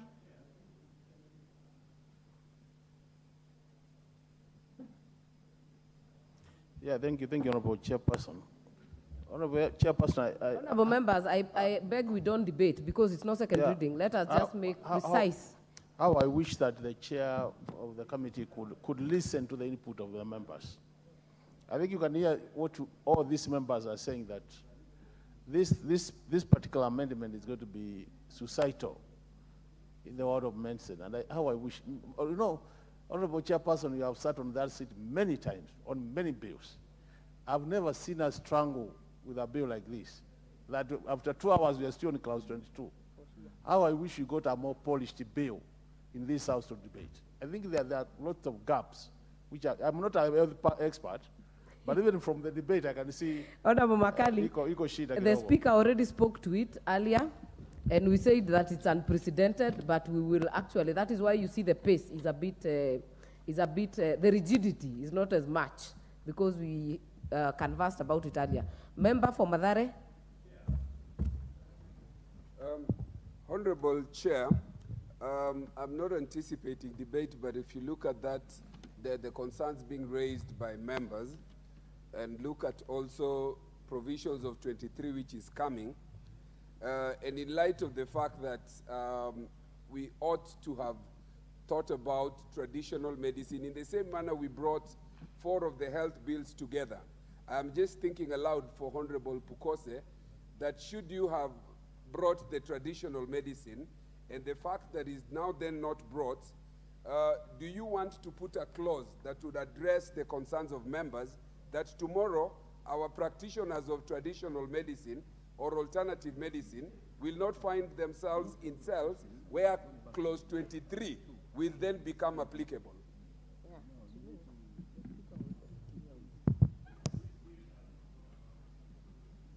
Honorable Owen.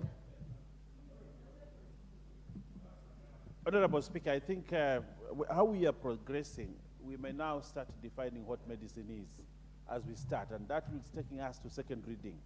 And this bill has been debated. There is a report of the committee that is available, and I think what we need to do is, if someone has an amendment on this, we discuss the amendment, we move forward. But what we are doing, we are moving.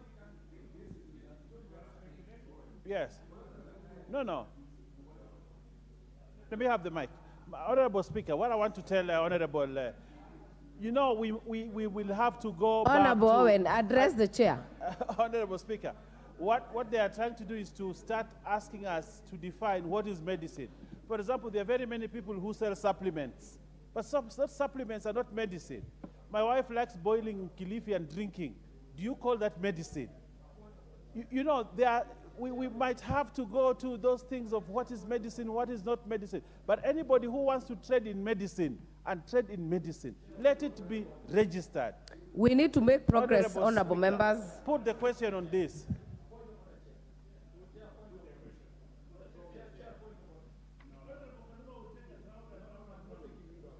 I'll give Honorable Martin Owino first. Hold on. Honorable Martin Owino. Chair, I think we are missing the point here. The traditional medicine is not being regulated in this.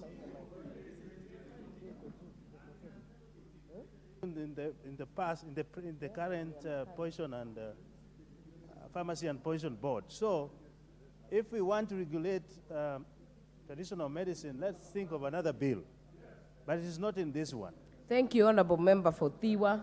Honorable Member for Homa Bay Town. Is it Kaluma or me? No, it is the member for Homa Bay Town, not for Seme.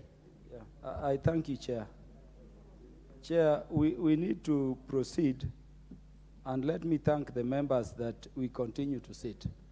Chair, the concern of the members here is that medicine as defined in the bill, and I know we have not yet reached it, is very wide. Chair, that definition is repeated in clause 63, and it is also repeated in the 6th schedule, which defines medicine to be anything capable of giving relief. We are preempting. Honorable Kaluma, Chair, I therefore you are say, preempting. Chair, my Kindly, suggestion, I agree, Chair.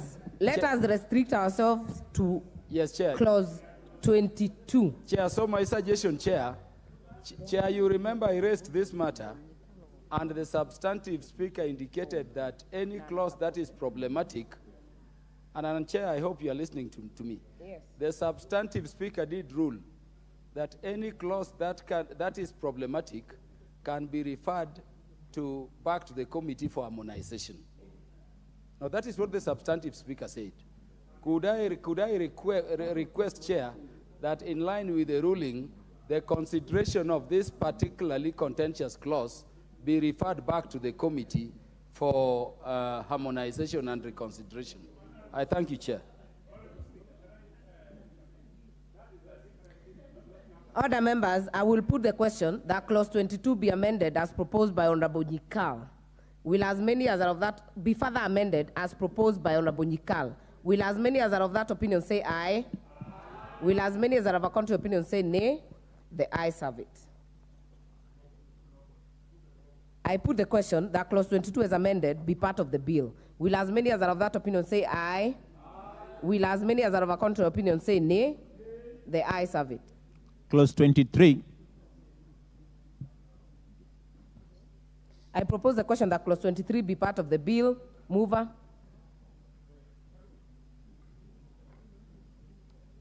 Honorable Chair, I propose that clause 23 be amended as per the order paper. This is in subclause 1 by deleting the word medicines appearing in paragraph A and substituting therefore the words health products or technologies. In B, deleting the word medicine appearing in paragraph B and substituting therefore the words health products and or technologies. And C, deleting the word medicine appearing in paragraph C and substituting therefore the words health products or technologies. This is just to harmonize the terms used in the bill with the title of the bill as proposed for amendments, a straightforward amendment. All right, members, I propose the question that clause 23 be amended as proposed by the chair. I put the question that clause 23 be amended as proposed by the chair. Will as many as are of that opinion say aye? Will as many as are of a contrary opinion say nay? The ayes have it. Honorable Oluoch, you have another amendment. Yes, Honorable Chair, at clause 23, 23 subclause 7, I had consulted with the chair on enhancement of the penalties prescribed under subclause 2A and B, so that in the first instance, when an offender makes an offense, it should be enhanced to 2 million. Are you moving the amendment, Honorable Tom? Yes, I had already said I proposed the amendment as per the order paper, and as giving my justification that this ought to be enhanced, taking into account the offenses that are being spoken about here, persons who purvey or may carry themselves to be labeling, packaging, treating, which may be life-threatening, and I think enhancing it to 2 million in the first instance, and in B, to move it from 2 million to 5 million. Subject to whether the chair will agree, my consultation with the Deputy Honorable Sholei was that we remove the 2 million, which I proposed at 5 million, to actually say that that person will be imprisoned to 5 years without the option of a fine. But then that would be an amendment, a further amendment that the chair can consider. But my amendment are as per the order paper for the enhancement. I so move. Honorable Dr. Otiende. Okay, hold on. I propose the question first. I propose the question that clause 23 be further amended as proposed by Honorable Oluoch. Honorable Otiende.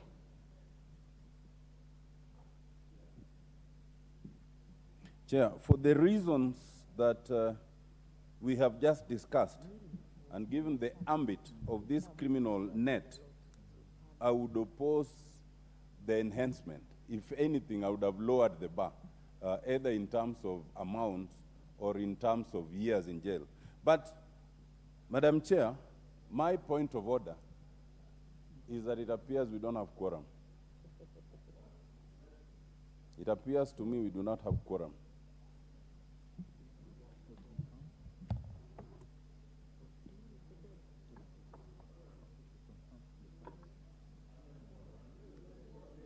A member has stood in his place.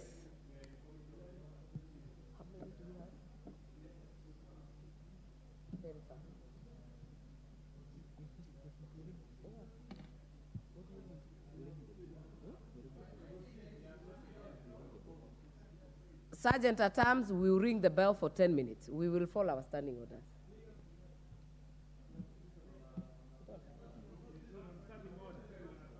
He has not written an standing order, Chair. He has not written an standing order.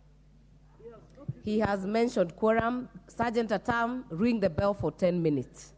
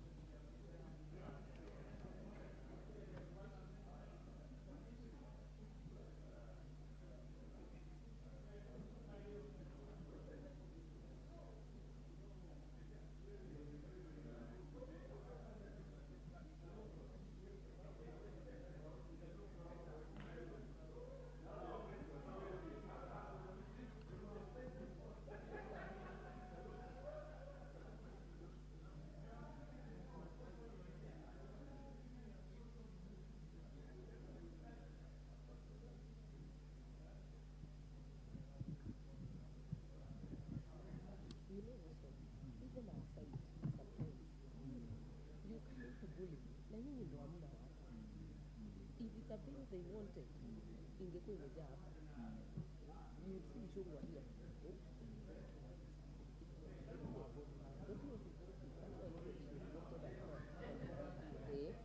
My problem on other bills, they would be people. Hakuna hata ukiona uone Chungwa haina hawana interest.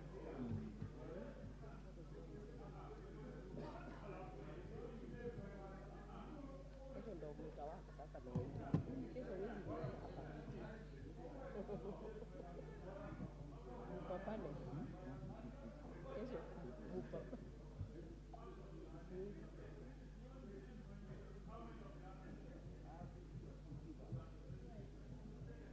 This one needs a lot of concentration. This one, haitaki mtu ako absent-minded, hata kidogo.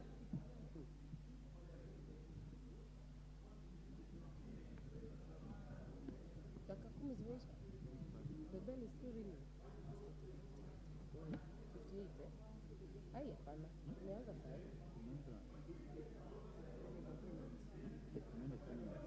So it's not 58. So it's already.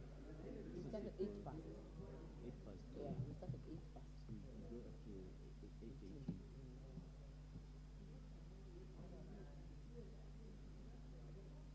Ndio alafu tunaweza na receive atatoka.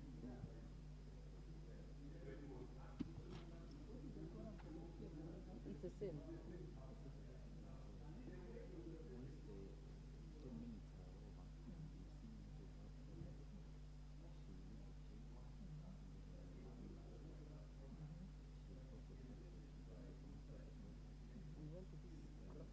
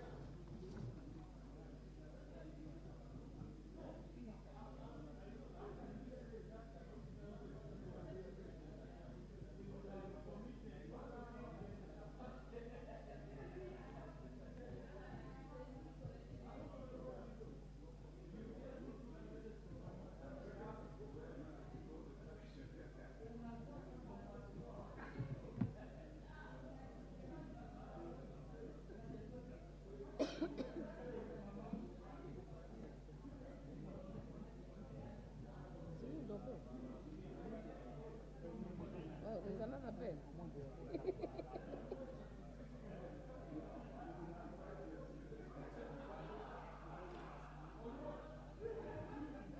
Chair. Chair. Yeah. You need to decide where you belong. Why? So they ignore the... By the way, stop bullying me and you need to bullet you. I am not If it is bullying a you. bill you wanted, you'd have people. I am not You would bullying have you. people. Hii munatuwekea kazi ngumu, Hiyo then you tell me how do I hiyo nimwambia I cannot bwana ignore. bwana angesema tusirecommit. Hapana, siwezi. Akishataja, it goes to that. Haina recourse. Anyway, I know. You get member in the house. Let your what. How many people do we need? 50.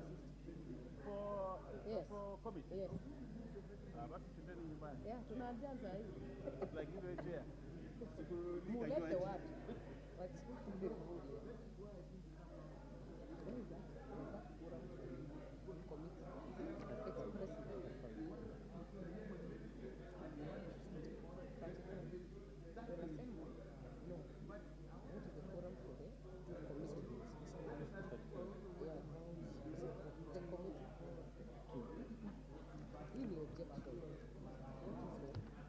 The House, this is a motion to the chairperson to elect the chair and report the fact.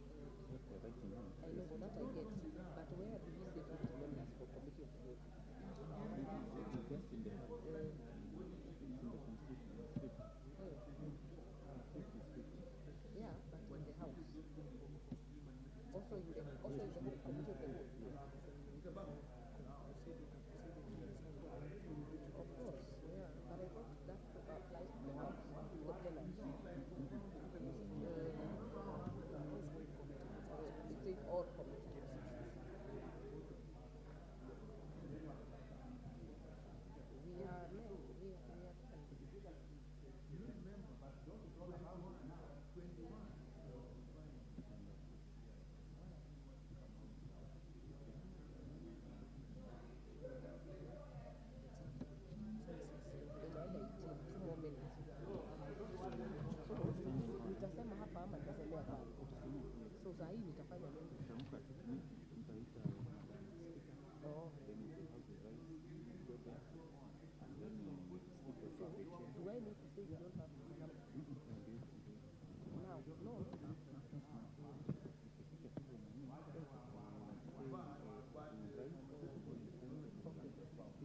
Then we are walk away. Yeah, you walk away with this paper. Someone has called quorum. All people are calling quorum. It is your person. Actually, your person. Of all people. Of all people. No recourse.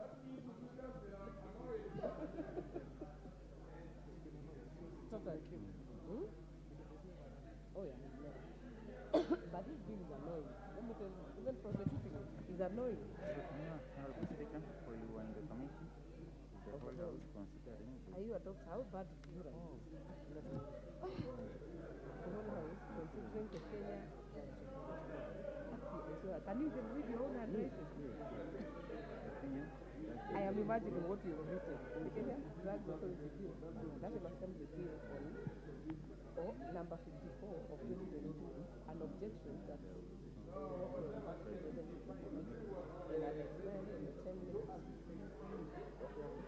being no quorum.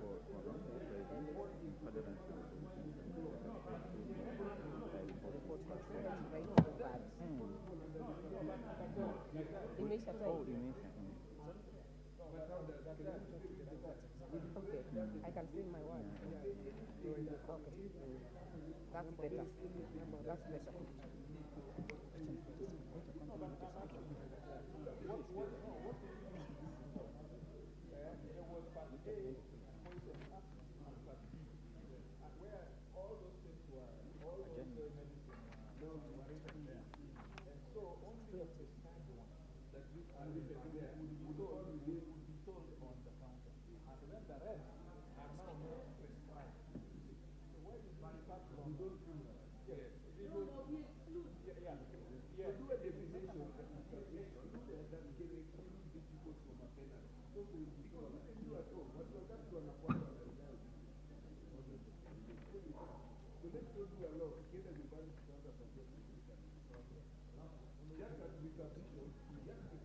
Unaitana? Honorable members, Madam Speaker.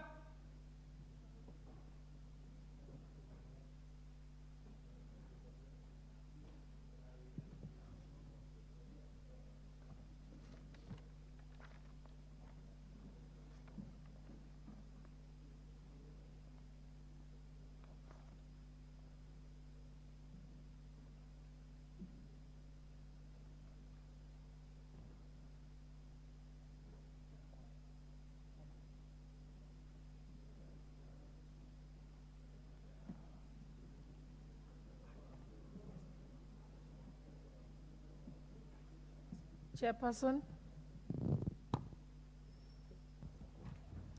Honorable Speaker, while we were in the Committee of the Whole House considering the Kenya Drug Authority Bill, National Assembly Bill number 54 of 2022, an objection that there was no quorum present in the committee and was raised by Honorable Tiende, and at the expiry of that 10 minutes, there was no quorum present, and in furtherance with the provision of Standing Order number 35 2B, I report that fact.